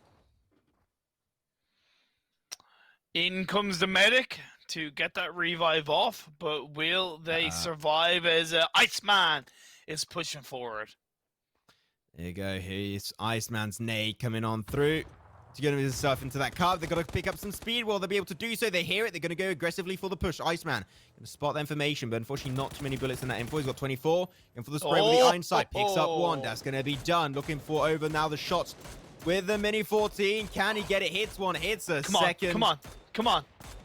He's just so far away. Another 24, and he has to get out. Unfortunately, and that is going to be it. Iceman picking up a double frag for his team. It was actually Crop that secured that knockdown, but either way, that was great teamwork. We'll say it's Iceman get that. Yeah, we'll say Iceman for the lulz. Nothing against you, Crop, but either way, great play coming out from Winchester. Back on over to another fight. It's gonna be happening. It says Chumacera, which you did mention earlier. Imperium could be. Oh wait, just a second. I don't think that's how you're supposed to park your car. Gonna pop the wheel right away. You should maybe get away from that car. Maybe just jump away. I think the running would be a little bit faster. Picks up one nice shot. It's going to be spinning into oblivion. We'll jump over the wall eventually, but that was absolute mayhem in like 10 seconds. Yep, pretty much. We're also seeing a fight in Monte Nuevo, baby. Damn, you hyped for Monte Nuevo. What was that? I think I've never seen you hype for a compound like this. Well, it's Monte Nuevo, baby. Or should I say Monte Nuevo? No, the Spanish accent is my thing. I'm going to have to copyright you, Imperium. Cool. Hey, after 3 strikes, you're not allowed to cast anymore. There you go. There you go. Okay. I'm just not going to talk now. Briskets. The man that we did see, Pogger's grenades, as you would like to say, onto that second game as they move down. Sees the information, sees the end of the barrel, goes for the spray, but Brisket not able to convert it into a knock. But now, unfortunately for him, the information has been granted over. Did he just molly himself? No! Yes, he did. And he's going to have to be very careful about that one. At least you know that no one's going to push up those staircases. That's a straight up fact. Cincinnati will keep Brisket alive, but that was very unfortunate run of events. Going to use a little bit of utility on this side. Hello, darkness, my old friend Nearly, but Brisket is going to hold on for now. He's going to hear those footsteps rolling up the stairs. Gonna go for the early shots. Brisket gonna have to jump and abandon ship, but abandon ship we will not be able to do. And that is Cincinnati out this by a really good second game. Game number 3 on Miramar. Not quite gonna go their way. So only 15 teams in this lobby are still alive. And phase 1 is just about to close up. Imperium is gonna be good. Oh wait, oh, they're good. That's actually gonna be the replay of Iceman. I was like, wow, I did not know. I'm just not used to have these replays, high production quality over here. All right. But there you go. The shot's coming on through. And we're going to be seen normally in the kill feed. It was taken by Crop. We'll see if that's indeed true, Imperium, or did you lie? Huh. I It was indeed right. Crop. See? It was right. See? You found with Bington. Okay, Imperium, I apologize. It's okay. I'm so sorry. It's too late to apologize, though. It's too late. You gotta stop mentioning that music. Like, I actually dislike that music video on YouTube now. You gotta stop making mistakes, then. Oh. And mistake here is you, Imperium. But okay, with that said, gonna be good. Mom said, but anyway. Jesus Christ, what is it? You just try and push your next level every single time? Got that? Oh, he's there! Oh, I saw him for a second. I was happy. Just lighting up my day. Still funny, amazing. But the circle about to close up. They're gonna have to see where Face is gonna go. Maybe a Los Leones finish. Just keep on leveling up these circle shifts on every single game. Oh baby. Oh baby, indeed. Oh baby. It's gone northeast. The good thing is that Los Leones is kind of on the edge of the circle, but as Rochester does continue to take that fight, they're going to be engaging on towards the side of Ontario Collegiate right now, but they're a little bit too spread. Pseudo Void is going to get the knockdown onto Dude, going to confirm that kill. Nicely done by Void. Nicely done. I was really enjoying how he pulled that one through. But now the nades will be in hand. Hershey of Rochester Institute of Technology going to be looking for those knocks. And he does indeed find one. Onto Oblivion, the ace. The off angle of Crop is going to be huge, actually. I do not expect him. Be careful. I do not expect the Spanish Inquisition also, but that's okay. Crop GG going to be shifting on over to his utility. And seem like this team doesn't want to go for it. And the full push of Iceman, man. He's full sending on this one. Finds a knockdown instantly. God damn, Iceman. This guy seems unstoppable. Is going to be looking now for the final kill on the opposing side. Should be able to do so in pretty easy fashion. They are just crashing themselves in the open. And Ontario are eliminated. Rochester, what a hell of a push that was. Rochester, baby. Incredible stuff coming out from them. Nicely aggressed, nicely pushed. It creates more space for them on the eastern side of this phase 2. It is more close to the central part, so then controlling is so much more important as Midwest with those grenades are going to take those shots on towards FSU. I have a lot of hope for that grenade downturn, but you know what? Still, really good respect on that attempt. Grib's going to be going down below, trying to get that position, potentially a few shots from the compound, at least, and make sure that they cannot retreat in this compound, potentially, no, not without taking a few bullets in their bodies. So overall, I think here, Grib's got a great position. Going to spot one. Going to go for the second minute. Got to continue that spray. Continues to spray and find himself a sexy double onto FSU. And overall, this position from Gribs, is just so worthwhile. Going to convert 2 kills, even potentially a third. Is going to switch on over to the SLR. And a little bit more scoped in. Unfortunately, the third knock will not be found, but at least that's still going to be 2 extra kills confirmed for this team. Like, Gribs alone, that reposition was huge, but now going to go shit on over to another fight. Another team just pushing on over to the roadside. That was the SLR, but god damn, Gribs is just relentless on his shots. And what was great for Gribs is that he had actually rotated to that building position. He predicted what was going to happen with Florizona, right? He thought, okay, if they're going to backtrack, if they're going to look to disengage, if I'm ahead of the pack, I'm going to be able to punish them, and that's exactly what Gribs did. I say we did going to be having Florizona State out in 14th. Now we're still going to be seeing these teams take down. The circle still has Los Leones inside of it, but as you said, Imperium, we do not want to see teams go inside of Los Leones itself, because that's where things could get a little bit more sticky for your squad. Norwich, having their player actually flushed away. That's going to be the end of Bloody Motions. Down to only now Cake Sturman. Trying to jump on over, trying to be a little bit unexpected. Try to go for the sneaky play over the balcony, but it's not going to work out. Rochester, once again, in the kill feed. They are like the decimators of teams, the destroyers of worlds. But Concordia about to destroy their world as they find themselves that initial knockdown. But Concordia has not been it throughout the two first games in Imperium. They have not seemed to be this overly aggressive team. When they find knocks, they're not going to go for the aggressive push. So I think that despite them two knocks not through, they're not going to go for it. But the headshots of Snack Attack onto that SLR will still be impactful. Concordia looking for a third win in a row, and that's the way to kind of start things off, as in through the smokes, not getting those shots off. But are they going to look to take advantage of this? They were on a 2-2 split, so it is going to take a little bit more time for that full squad to join together and full send it down the hill. They have the high ground advantage, but the benefit for the side of Rochester is that they are inside that compound, so they were able to execute that revive cleanly. What's great for Concordia is that they have created that space and suppressed the members of Rochester in towards that building. But as the next phase popped up, it still has Locionas in play. It's going to be hard to hold on to. It does create less landmass available, or priority landmass available, for these remaining 12 teams. Central Florida, I have the high ground, Anakin. They're going to be taking the sprays and the toll on the teams down below. But I love the position, actually, of British Columbia down south. Like, they're uncontested. Yeah. No team's going to fight your position. You got a high ground spot, too. So if you want to rotate, you're going to get that information going your way. I think it's huge still how they're playing this game. So really big ups to British Columbia on that position. But Beck, troublesome spot nonetheless.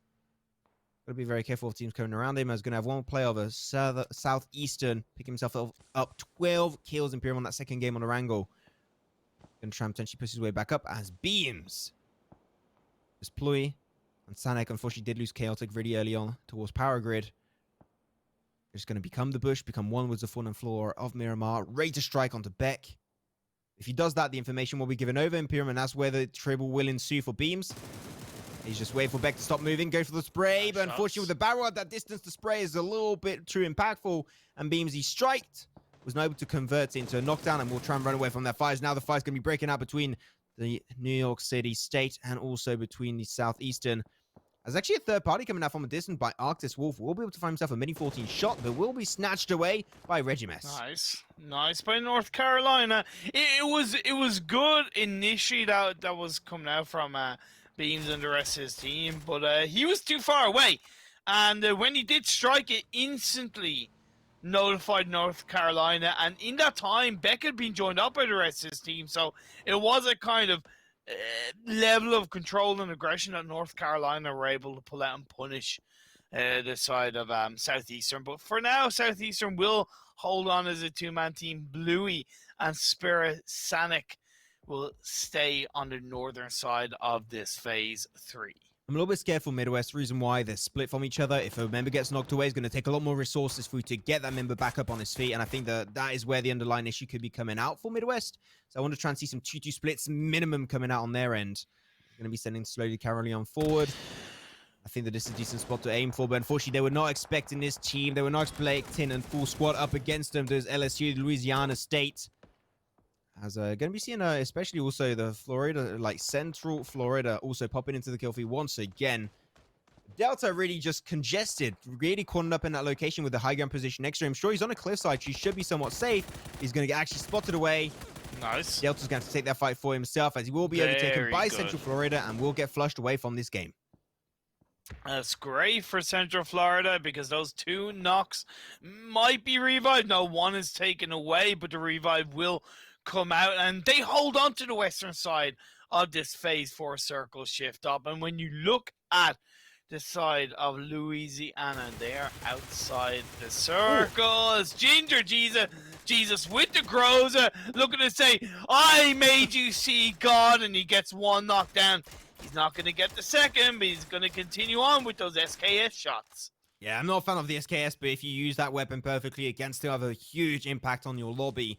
And he still had also that Groza clip coming out that did assist, and eventually getting himself that knockdown and that kill game confirmed.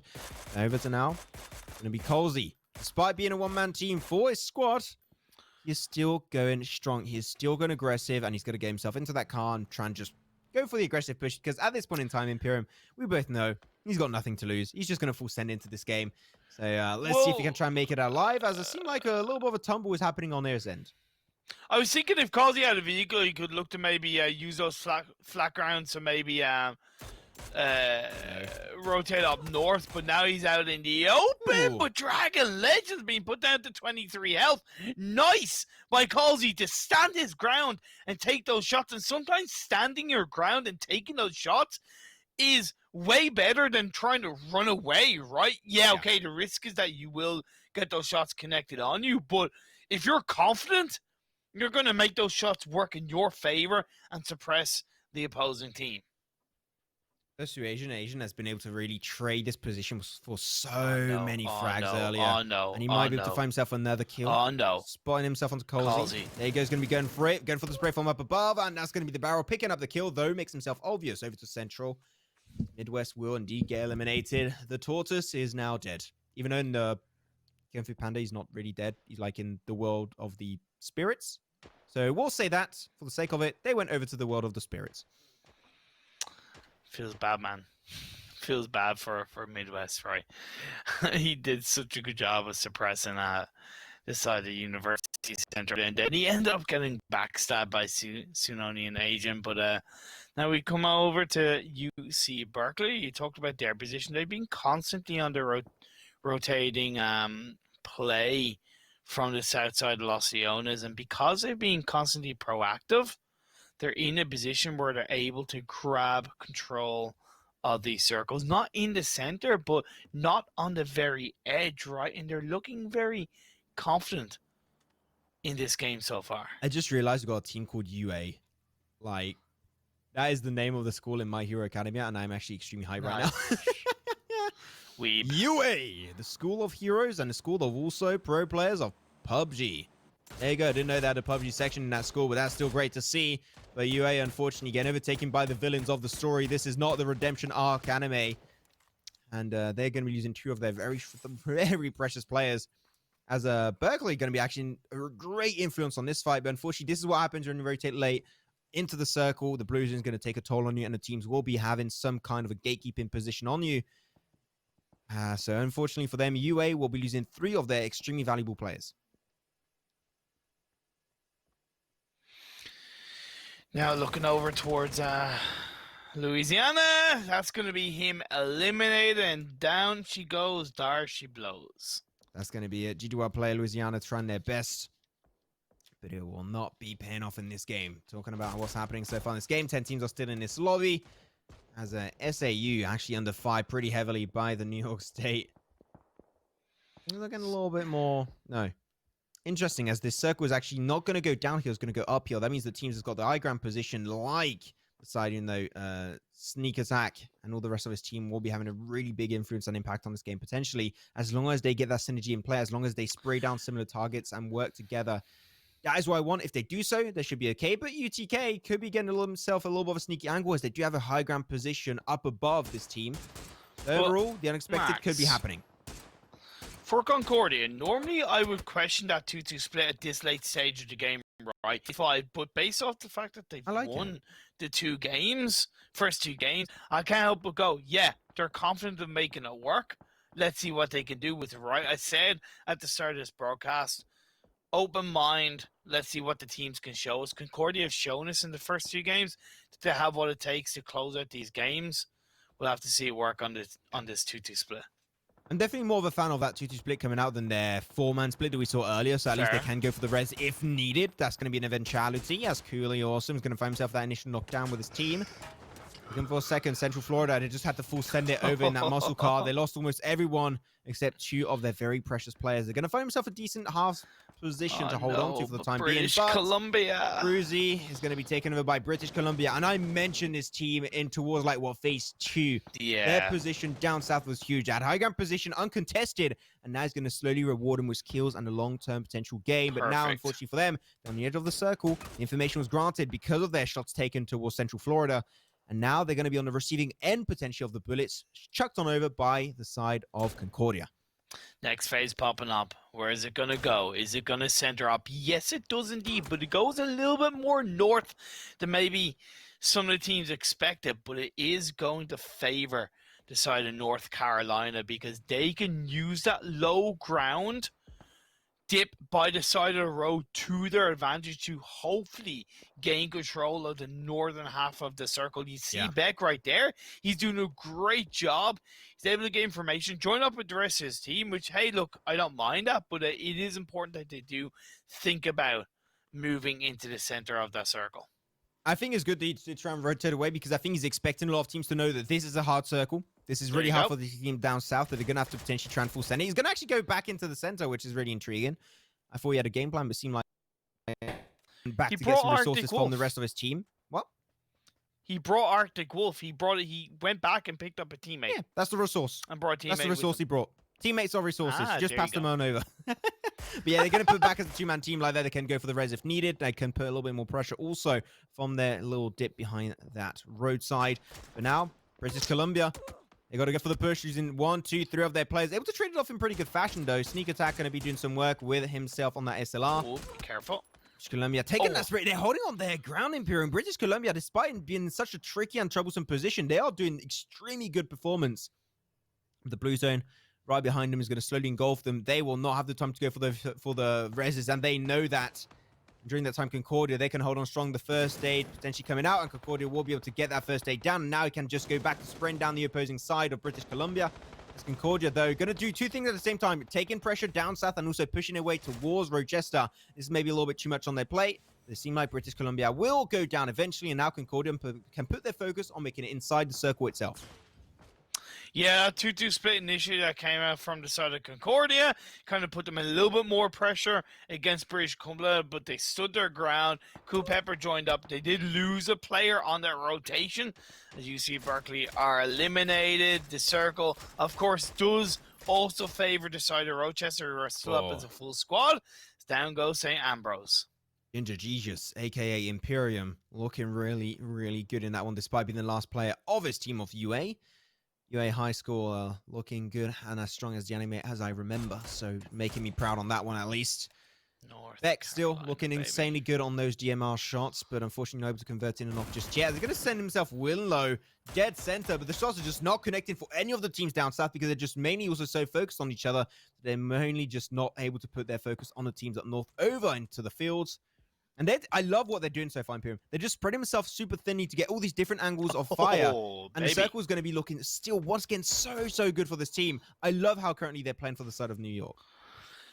Yeah, but then again for Rochester, once they get rid of, so to speak, Concordia on the southern side, they will have kind of firm control of that compound that's still in play. They'll have firm control of the southern side of this phase, and that could allow them to spread their wings a little bit and just spread out of those buildings kind of one by one, grab a little bit of information, maybe then start to steamroll that push. But we'll have to wait and see. Is Regime staying on the outside of the circle, punishing one of the players of Southeastern, and that's great. I'm okay with that because you don't necessarily expect it, and he's giving information over to the rest of his side.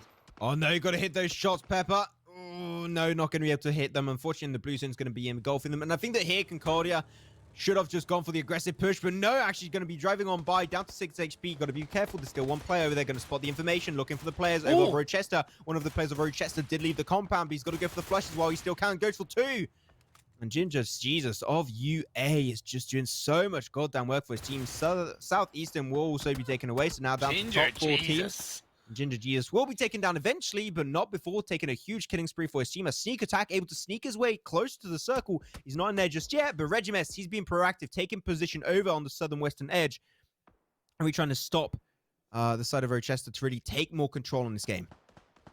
Yeah, Regime has been really fantastically proactive for his side outside the circle. There's a little high ground mountain dip that he kind of used in the right time that he had to give more space to the rest of his team. We also saw Concordia go out, so it is a 4v3. This is up for North Carolina to win. They have the low ground, they have the dip, but can they peek and shoot at the right time, in the right moments, to make it count for their side? It's going to be important for Regimes to join up with the rest of his squad, which is why he threw out those smokes to make it down that hill. Still huge respect to the side of Concordia. 2 chicken dinners and a 3rd position. That is still extremely good consistency. Also from the side of Oh man, there's a few shots coming on through on their side, but also big respect to Rochester, right? Being extremely consistent. Yeah, big time. Second position on the first game, second position on Wrangle, not too sure, but they were also pretty good on that particular position, and now going to make it here to a top 2 minimum. Rochester, also another team to keep on your radars for the entirety of this Collegiate Battlegrounds Association tournament. I think going to push on through. Oh, Jeans Brandy has no mini ammo for inside. I do hear from production. Thank you very much, Chunk. But now, the push is going to be happening. Winlow with that, or with the Scar. Well, no, so what was in Scar? It's going to be was yes, LR. Finishes with the same letter, but that's fine. Not going to be able to find anything just yet. But I once again, it comes down to the fact that I love the spread they got so far on the side of the road. Just they cannot push on over Imperium. There's no way. They've got too many angles. No tree or rock will give you that coverage. Do you need to push on over? Like, even if the circle goes down south and away from North Carolina, you know, either way, it's going to center up into the last phase, and that's going to give even more control to North Carolina, because Rochester, they have to move downhill. They have to move out of the compound. You're going to be a sitting duck, Rochester. But the thing is, because they've been inside that compound, Max, do they have the smokes? Do they have the utility to push back North Carolina? I was just about to say, the only way I can see Rochester taking this one is if they got the smokes to delay their push towards the road that's going to be centering up on that position very, very soon. And then potentially you're going to be seeing the side of a New York State that can potentially try and, you know, put the pressure down. If they still got some nades and some mollies, then that could really turn the tide of the fight in their advantage. But that is really going to be close. Like, utility is going to have a huge underlying impact on how this game is going to be potentially closing up. Still, like, it is going to be a 4v3. Was Rochester take himself one of their players down earlier to the side of Concordia? Who's going to be taking this game? It centers up by North Carolina. It centers up on the road. Right. Again, Rochester, they have to think about how they move down. Time's ticking. 2 minutes 30. It's closing in. The shots are being fired. That's going to be a nice smoke being thrown out by North Carolina and Rochester. But Rochester, I think it was thrown a little bit too far. And now the shots are going to be thrown out by Beck. It is important to North Carolina. Keep pressure on Rochester. Give them no room to breathe. Exactly. That's going to be a main focus, though. Nice little angle held by Pseudo Void. The knock will not be found, but at least he's going to be forcing a little bit more resources out. But we did mention the smokes, right? Imperium going to be having a huge impact on this one, and the smokes will indeed come on through, giving a huge opportunity over to the side of Rochester as a 3-man team. They got Crop, they got Herkshey, and Pseudo Void already becoming names in just 2 games, and also now 3 games over here on this other map of Miramar. Crop's going to go for the wide push more on the western side, looking for the angles, looking for the knockdowns. But I really like how just New York City State are just playing this line, playing this little ridge for themselves. They can just keep on peeking up and down. The grenades will be flying on by. But really, this is just Rochester desperate to find a more central position. Now the circle's going to be centering up on top of the road. Nice break coming out from Herkshey of the side of Rochester. I'm going to send the entire team on forward now. Pseudo Void maybe standing a little bit too passive on the backside. Herkshey did get confirmed away from this game. Pseudo Void's going to be found away, and that's going to be it. There you go. The New York City State will be taking that one. Yeah, indeed. Nice chicken dinner coming out from North Carolina in this game 3. And Rochester, to be fair, I'm going to give them credit.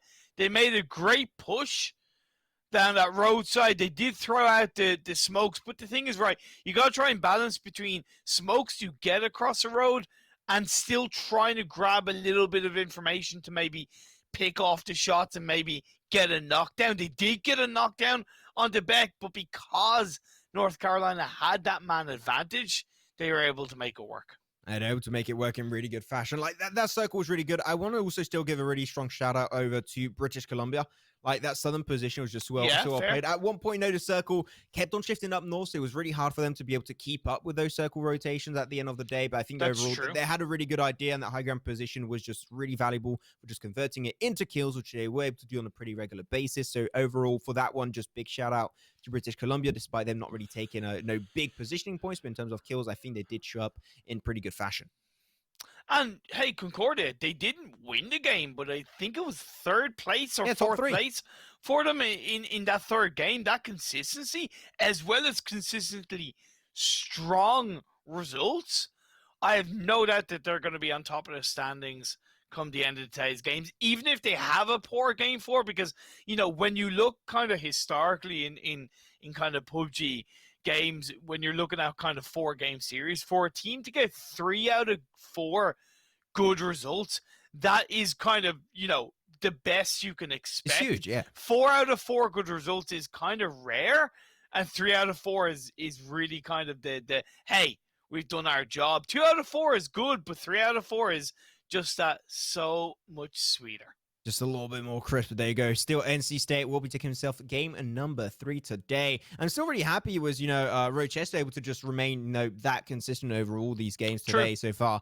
3 games, like we had 2 consistent teams, right? Rochester and also the side of Concordia. So those teams can definitely deserve a lot of your respect. Didn't see too much of Big Penguin in this game. I'm a little bit sad. I wanted to see some Big Penguin action happening over here.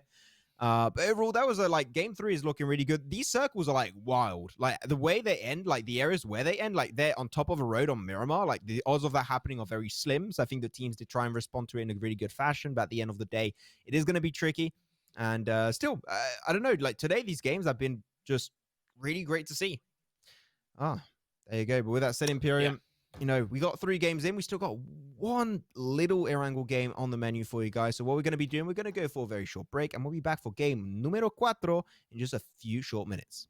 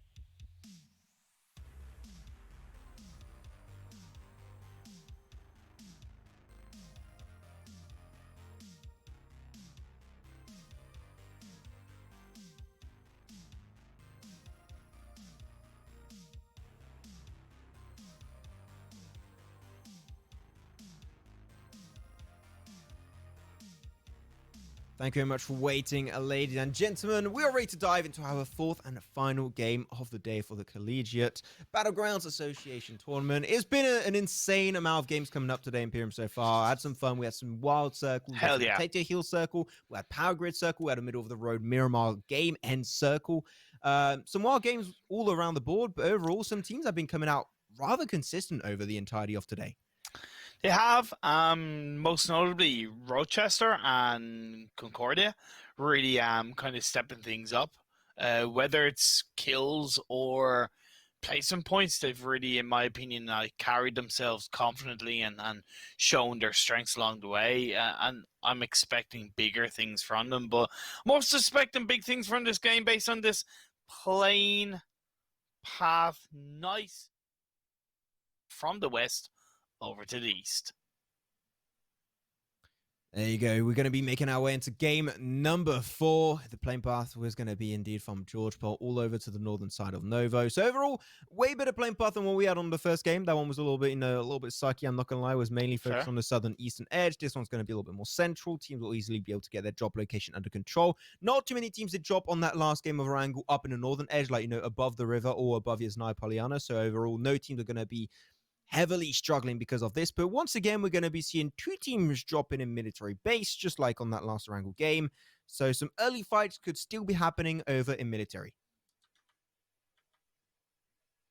Cincinnati, they're going to be dropping a little bit close by. You have also a bit of a fight going on between the side of Concordia and Louisiana. There you go. So a few shots will be coming out. Oh my god, okay, Concordia can be already popping off into the kill feed. So that's really intriguing. I mean, not surprising whatsoever, Imperium, I do have to say. So they're going to be trying to get for maybe a little bit of a kill record for today. That's just a few seconds in, and they're already looking like they're an insane team. UC Berkeley just going to try and cross on over, regroup. They did a little bit of looting in different compounds. Now they want to try and get that man advantage back in their favor and not get too overconfident, not too cocky. Interesting. Is Michi Boy going to look for that confirmation on the Cakester, man? Oh, wait. He's got to be aware that Bloody Motions could be looking for a bit of a counter knock, a bit of revenge on his teammate. We'll have to wait and see how it comes out. But no, run over through. That is dirty, man. He's having a fun time, going to try and defend it up with a shotgun, but apparently he's going to be leaving it at a distance, switching on back on over to his main long-distance weapon, and he will be connecting a few little shots, but nothing of value going to be coming up just yet. And, oh, Jesus Christ, we talked about not too many teams dropping in the northern edge. Well, the northern edge is what the Phase 1 circle is going to be aiming to really envelop. But overall, before we do really get some big boy action over here, as some few shots will be still coming out from Bloody Motions, this tournament has indeed been sponsored by NACL, the North American Collegiate League, and it did, nicely so, propose a $1,000 cash prize for this tournament, and also a chance to compete with the Wolves PUBG esports team in the spring split. So overall, thank you very much to them for sponsoring this event with some epic plays just like this, as Mitchy Boy of UC Berkeley fighting over with the M16, but no shots, nothing of value on the Norwich team will be found as of yet. Great spray control on the side note with that M16 and that burst fire mode. So really great play coming out from Michi Boy. Looking at kind of how teams are going to have to rotate inside this circle. North Carolina, who landed in George Pole, they have a really great rotation. You see instantly Beck is already starting to make his way on the north side of the river along the high ground that's just to the south of shooting range. And what that's going to do is that's going to allow them to, once again, gather that information and create that control. Webbington goes bye-bye, picked up in the open, and unfortunately the chance of a res, or especially double res, is going to be really a slim chance. Going to be stolen away potentially from the other side by LSU. He's going to be able to pick it up. Frodo will going to be the first one to take it for California. That's going to be the double going their way. Look at that, already looking strong in this game. 16 teams still alive, but already down to 56 players. So a few teams now really not having that man advantage you desperately need in the early to mid-game stage. Definitely not. And because of the Phase 1 circle and that plane path, we are seeing, and we are going to see a little bit more aggression from teams outside the circle on those rotations. We are going to see possibly some teams get caught out for that. I do like the fact that Beams is sending himself up on the eastern side to give that information for his southeastern teammates. But do have to be aware that there is a juicy Alabama side as a 2-2 split. Northern side, the teams are trying to go for early rotation, and it's going to be heavily contested as Delta looking for a few shots and hope to find a knock, but can go for the kill confirm, and that is going to be kill number 1 over to them. Potentially the first one of many, as the Tortoise is back in play, baby. I just love this. I just love this. This is making my day. Oh, man. Best team logo ever. G2, Fnatic. Nah. That's a good team logo. North Carolina set themselves up on the south of Severny. I just don't really know how to respond to that. And then Ontario Collegia have also got a nice high ground area to the east of shooting range. But now Delta continuing to take those shots for his Midwest side. He's a one-man wrecking machine. Let's be fair. He's a one-man wrecking machine. Yeah, he is. Really looking good. Delta, once again, with the Mini 14. Going to switch on over to the barrel, potentially, if anyone gets really close to him. But a lot of teams, I do like this really heavily. A lot of teams trying to cross on over the river early on. Sure, he's not 100% sure he's going to be ending up on the northern edge, but it is going to try and put a big focal point as a team to go up there. Concordia already up to 3 kills, 1 for Morns, 2 over to Cooley Awesome. As they're going to keep on pushing their way forward. Then a little bit of a dip position between 2 mountaintops, so you never know. Teams could try and take shots towards you from a distance, but at the end of the day, they're still in a position that is looking pretty strong for them in the early stage, rewarding them up with 3 kills. I worry about the University of Tennessee. They dropped in Yasnaya. They've looted in Yasnaya, but they're still in Yasnaya. And disengaging away from that area is definitely going to be very important for them. Going to be the case. Causey looking good. Was Delta pop into the kill feed all together? They are looking so aggressive. Potentially a bunch of extra kills going their way. But they need to keep on pushing onto Ontario. Utility would be a viable option. I think maybe a little bit too far. I think that with the amount of knocks you had, if you got a car, I would just say get into the car, push onto Oblivion the Ace, and you'll be fine, which is exactly what they're going to be doing, but not doing it as a team, which is, in my opinion, a little bit, well, in my opinion, it is a straight up a mistake. You should definitely try and use that man advantage when Oblivion the Ace is left as a one-man team. Down to 20 HP, 1 bullet will be enough to seal his fate. As Delta trying to go for the fight, we'll be able to find it with a barrel, and that is going to be it. Midwest going to be annihilating Ontario up in 16th. Now, as the Blue Zone's closing in, we still wait to see military base team rotate into the mainland really quite effectively. But Rochester, they know what they're doing. They've been looking pretty good in that side, but they do have a nice little space that they can move into on the southern side of the river around the Rossock School area to grab some information before getting a more centralized position inside the circle. Delta still looking for a chance with that barrel, but man, the Delta specifically has been really surprising this final game today. Taking some shots, really not scared to go and pull that trigger when needs to. Seen a few little tumbles over there in the kill feed apparently. Some teams have had a little bit of an issue on their driving license. But that is fine to come on through. But Imperium, intrigued to see. Is going to go back on over to the northern side or is going to go down to Hardshift? I'm intrigued to see. But British Columbia going to go aggressive, taking himself already a double. Knockdown, going to be trying to convert it instantly. Oh my god, the car's coming around. Oh my god, get yeeted away. Regimus going to be making that one pay off, and that's going to be it. British Columbia will be still eliminating the team of NC State, and that's going to be it for them. But that was an interesting way to breach it. Hey man, if it works, it works. Am I right? If it works, it works. Sometimes that's all that needs to be said. There you go. Just get yeeted with a car. You know, if you've got no more bullets or you've got no weapons, a car is still a very deadly weapon. The deadliest weapon, actually, in the game. Well, maybe not, but just as a meme, we'll say that it's going to be the case. Circle did center up pretty nicely in the more southern western edge. It's going to be encountering positions like Roshawk and also the southern side of Severny / shooting range. So overall, there's a lot of position, but it's mainly going to be potentially finishing on the slope, where it's been happening pretty much the entire day today. We had slope finishes left, right, and center, and I think the teams are just fed up by now on those slope finishes. So we're hoping for a Roshawk finish to go down south. And that's what I said about the University of Tennessee with their disengagement away from Yasnaya. Now they have to move into the circle. They've stayed in that city since their drop spot. They don't really have that much information, and it worries me. It really does worry me. Absolutely true. You see Here it is, also going to be going for their own respective rotation, trying to respond to this circle shift of phase 2. Still going to be a viable thing for them. Sneak attack, trying to sneak his way through, but unfortunately not going to happen. Colsey, once again, going to be popping to the kill feed for the good reasons, picking himself one knockdown onto UBC. The Concordia, I want to see this team really trying to move away from this location. They on the outskirts of Yasnaya Polyana in the field section. You got to try and regroup back as a team, or inside the edge of Yasnaya Polyana itself, or just leave the area as a whole. It's not in circles, I would say it's not worth it. Concordia, just get in the cars and get the hell away from this fight. But that's what I love about Sneak Attack's flank position, right? He was able to create enough of a distraction onto the University of Tennessee that the rest of the team were able to join back up together. And right now, are relatively safe. It's not the easiest, but it is relatively safe off the back of what Sneak Attack had done. But now Sneak Attack is trying to get into more of a high ground position where he can once again distract Tennessee.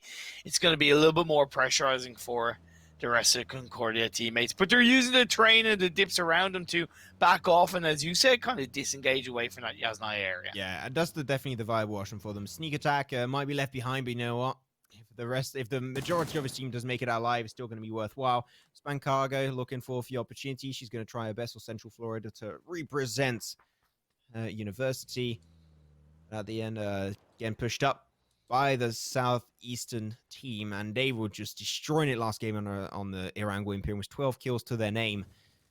Got the information on Spancargo, but they're not feeling like they want to push it just yet, taking their really long time, which I think would be a little bit of a risk because they're in an open terrain, which they could easily get picked up by.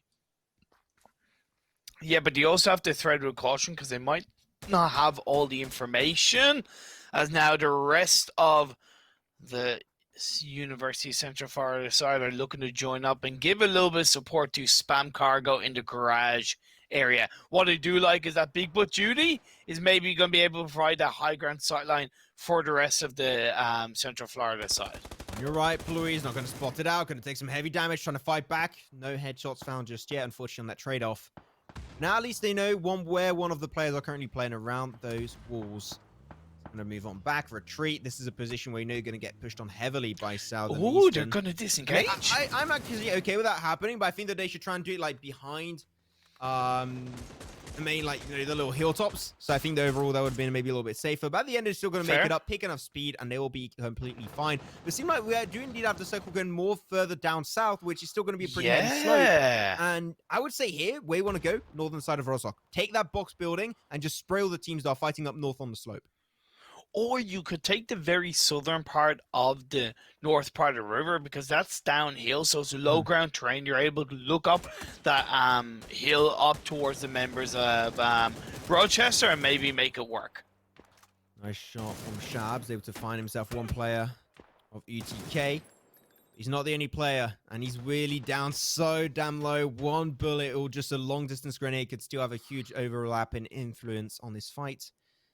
Tennessee, still two-man team, Fluffy Wall, and also Redesta. Waiting for that chance. See the ghillie suit, but ghillie suit just moving like that is going to be a little bit too obvious, my friend. A nice shot. Oh my god, and I'm pretty sure that was a headshot to Fluffy Whale.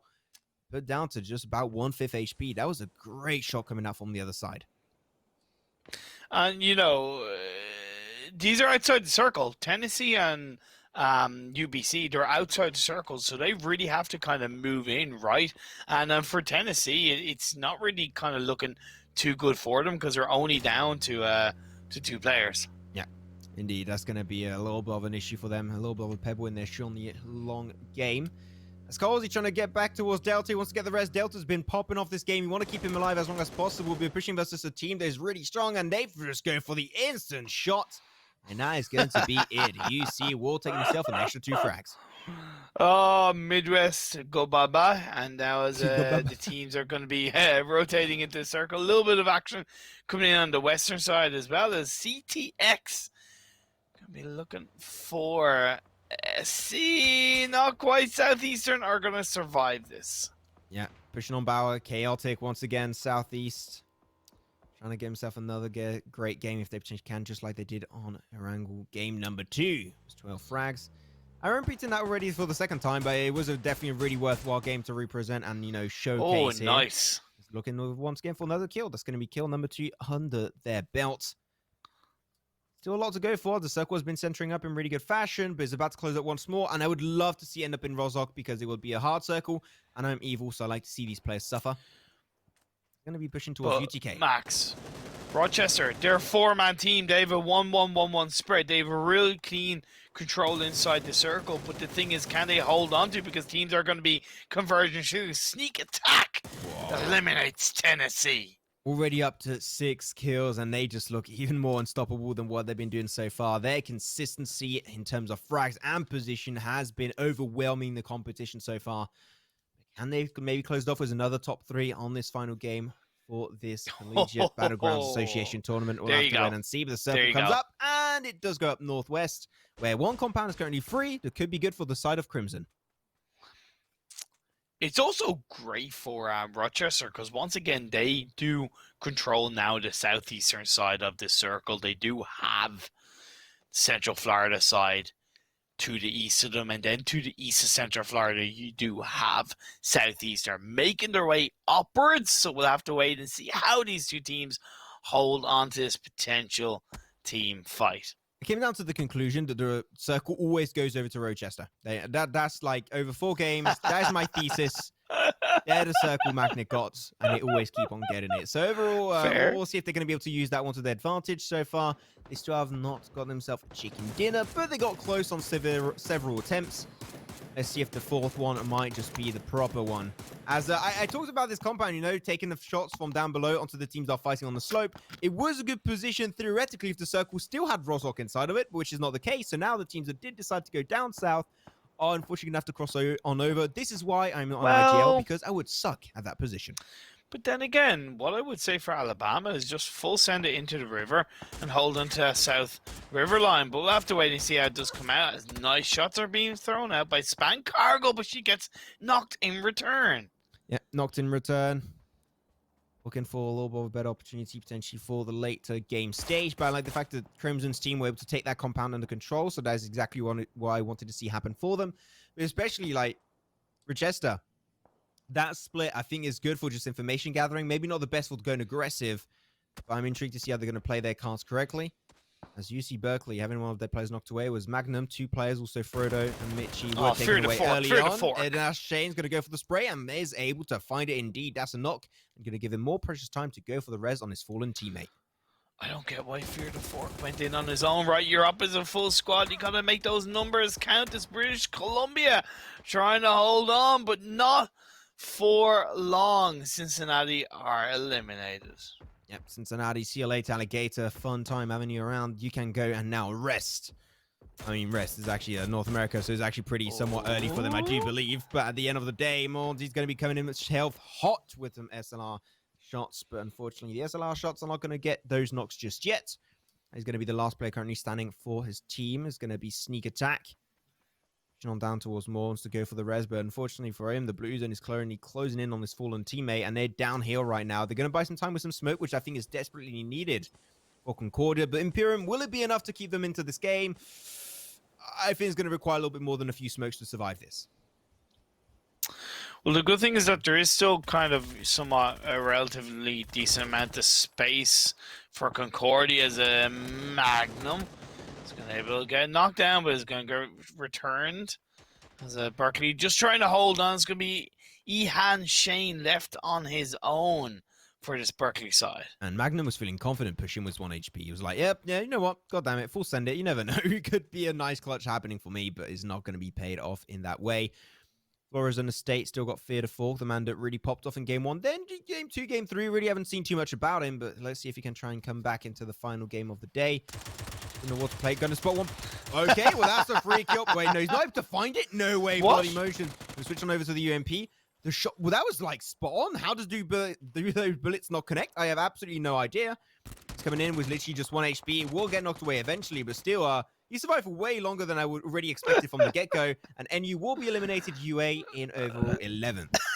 What just happened? Oh, but then it's a third party because the side of Louisiana on the other side of the river is going to confirm that kill. So if Persuasion A isn't able to hold on, and talk about holding on, Berkeley, Ihan Shane was not able to hold on. He had done a great job taking out 2 members of Florizona, but now as the circle has shifted up north, it's right in the favor of the side of St. Ambrose. There you go, Ambrose Straw will be potentially taking themselves this one if they play their cards correctly.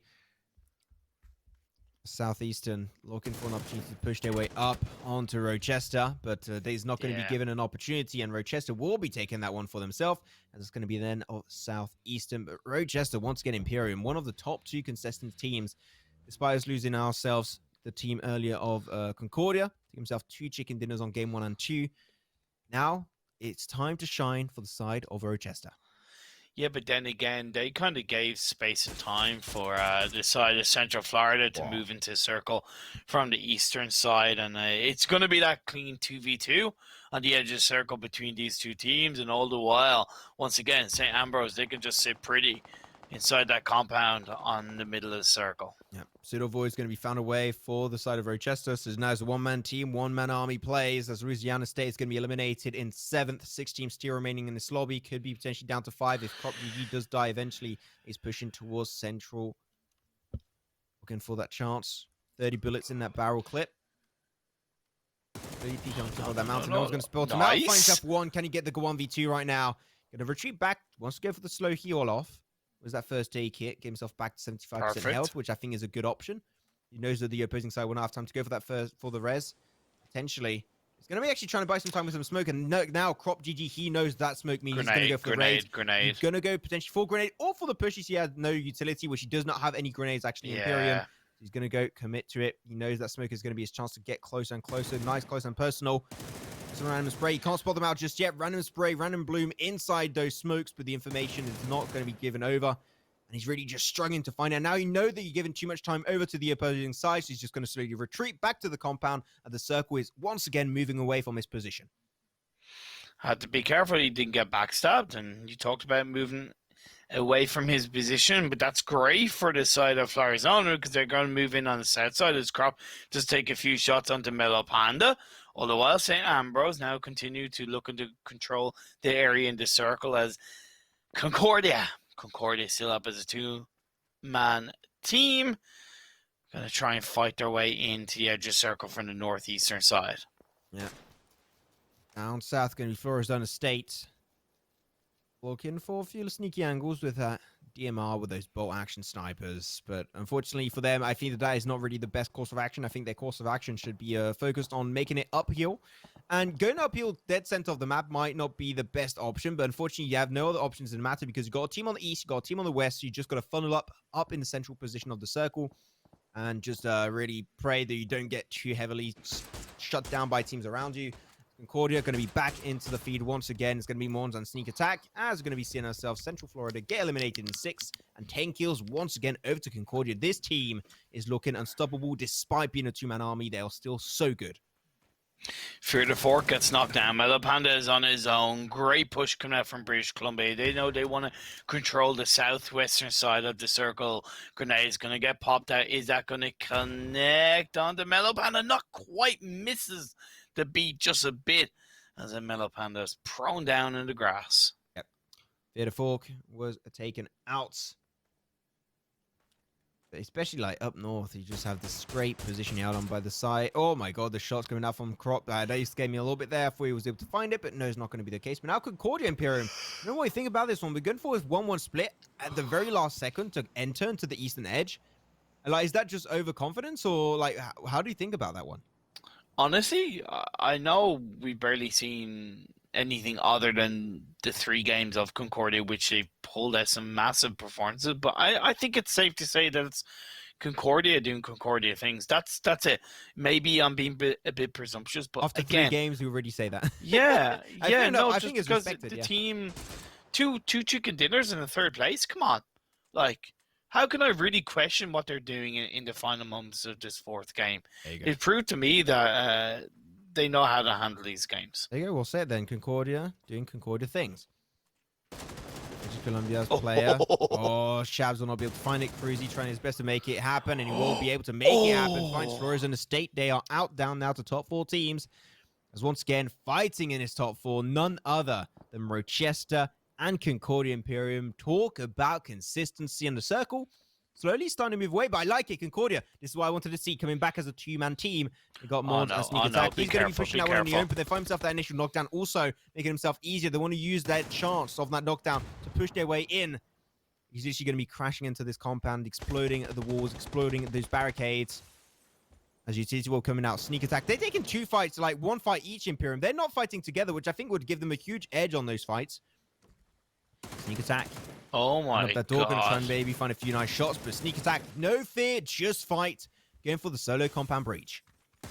You talked about joining up. That's exactly what's going to be happening. And that's going to be 5 kills for Sneak Attack. 5 kills as now Morons is looking to make his way up the stairs. Going to look to try and find the last remaining players of St. Ambrose. St. Ambrose have been inside this compound for so long.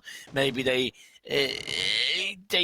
just presumed they got caught napping, so to speak. They should have been a bit more proactive inside that compound area, but they allowed the 2-man team of Concordia to make their way up and get that attack.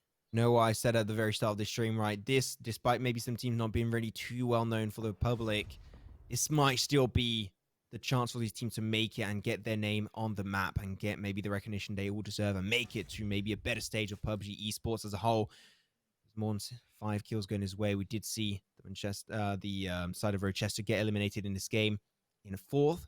Now it's going to be another top 3 over to Concordia. That is 4 top 3s over 4 games. How mental is the kickoff of this tournament for Concordia? I was not expecting it. Sneak Attack finds it and lives up to his name. Find himself decent playing. And now they have full control of this compound. That's going to be another top 2 going their way. What an insane bunch of player for Concordia.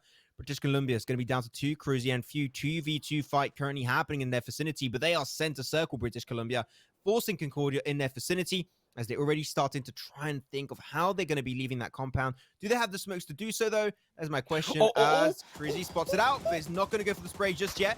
Lost that opportunity, going to go for the secondary spray. We'll be able to find it eventually. That's going to be it for Sneak Attack. Down to a 1-man team. Will not be able to find it, but still, Concordia takes second. And British Columbia, after such a great Game 3, by the way, on Miramar, they're going to be rewarded over on Game 4.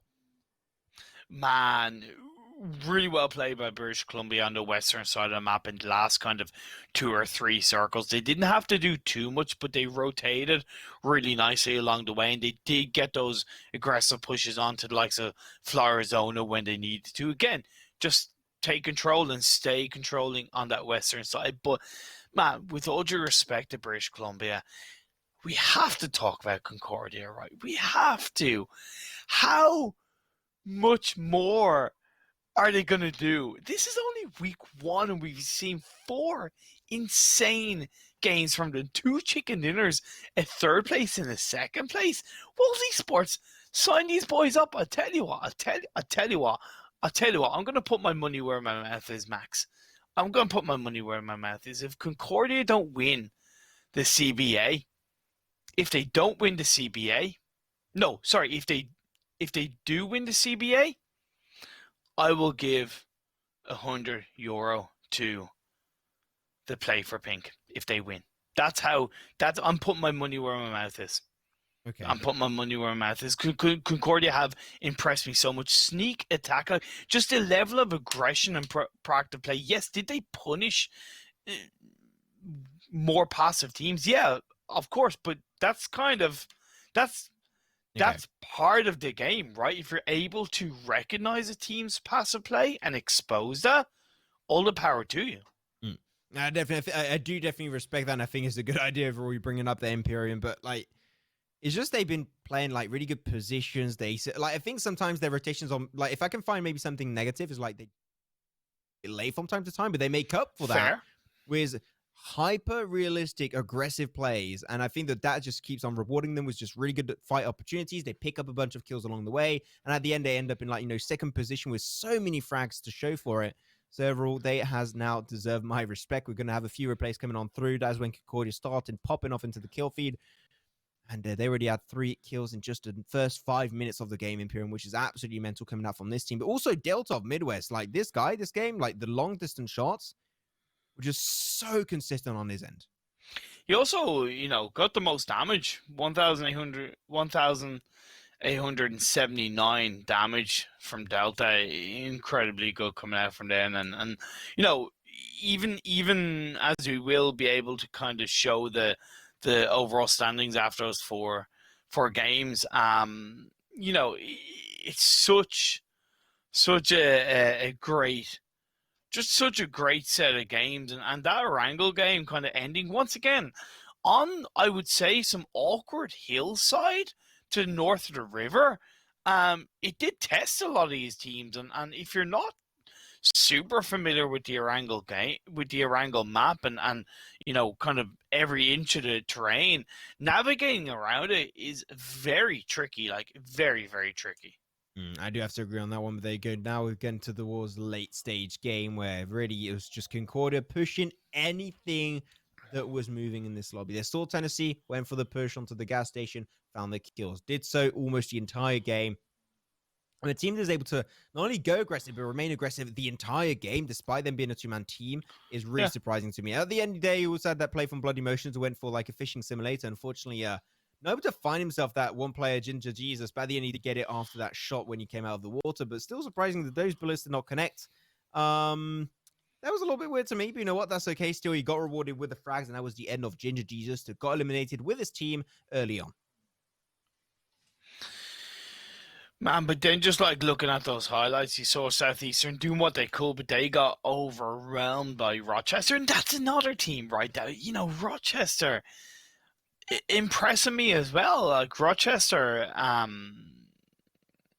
North Carolina, and Concordia, three teams that I really have my eyes on coming into the next couple of weeks of gameplay. Yeah. I think it has to be also British Columbia. Like, I mentioned it onto this game number 3 on Miramar. They had a great southern position, uncontested. They had the high ground position. And even though the circle was hard shifting away from them in the northern ground, like a few times in a row, I think that they really showed that here they have the potential to take chicken dinners when the cards and when the situation goes right in their favor. They used the cards perfectly, and they did reward them with a fourth and final game that did end up in a chicken dinner. So overall, British Columbia also a team that I think maybe not as consistent as we saw from Concordia and maybe a few other teams in this lobby, but I think overall they do deserve and are deserving of respect into this game. Definitely. So it's going to be really good for them, as the CGS I am now said is updated, so we should be potentially able to see the overall standings, Imperium. Yep. Definitely Concordia, as expected, on top of the standings with 57 points in total, 26 of those being kills. So that's a really solid balance, right? That's a really solid, kind of 26 kills, 57 points. So 31 of those being placement points, which is really good. Of course, off the back of 2 chicken dinners, that was going to be 20 points instantly. And then Rochester, second place with 44 points, and North Carolina in third with 43. What did I say, Max, during the highlights? 3 teams I'm looking out for? They're the top 3, baby. I think that was not very hard to spot out, to be honest, because they were just actually doing so good. But you know what? I'll give you that one, Imperium. Thank you, but yeah, thank you. British Columbia also, like the team that I thought was doing pretty good. Not many as consistent. Game 1, Game 2, not really their outstanding performances. Game 3 and 4 is when they really started shining up. So I think that if they can try and, perform on those bases, maybe not always chicken dinner worthy, but at least stay consistent in terms of frag power over the next few Mondays of action, I think they can definitely try and climb into that top 3 position and also remain there for the entirety of this tournament. So overall, British Columbia, really happy with them. But also, like, Midwest, like, sure, not the team to, like, get those really insane big results, right? But they were just, from game to game, they were a team that were consistently hitting their point averages, and it gave them a 5th position. 37 points, and 30 of those are kills.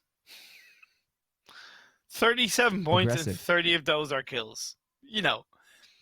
And that's kind of okay. It's not ideal, because you do want to have that, as I said, that balance between placement points and kill points. But if you aren't able to get those placement results, at least grabbing those high kill points, it's going to make a huge difference. But what I really like is that Concordia has a 13-point advantage over second place. That's over a chicken dinner. So they're over a chicken dinner in the lead.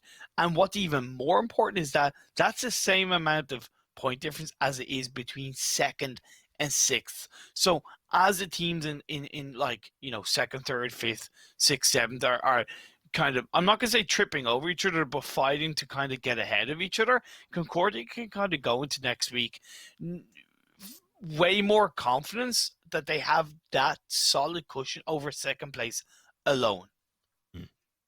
I have to agree on that one, Imperium. But with that said, once again, our top three for today going to have Concordia in top one position after today, with just stellar consistency and performances all around the board on both Miramar and Erangel, with 57 points to show for it. Second position will be Rochester Institute of Technology in second position with 44 points.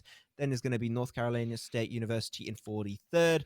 And that is going to be your top three for today after day one of the Collegiate Battlegrounds Association tournament. It has been a really fun and wild ride. Those circles, wild the entire time. Game 4 was a little bit more normal, so at least we didn't end on like a sweet note at the end of the day. It was won by British Columbia, so GG well played to them. But with that said, really, we're done with the broadcast for today. So what I propose is that we do wrap this thing up. I don't know if you have anything to add, Imperium, before we do close off the stream. It's not in his heads. I think we're going to be A-okay. My name was Max Manchon with Imperium. Next Monday, same time, same place. Maybe not the same casters. We do not know. We'll keep you guys updated on social medias as always. And have a great rest of your day.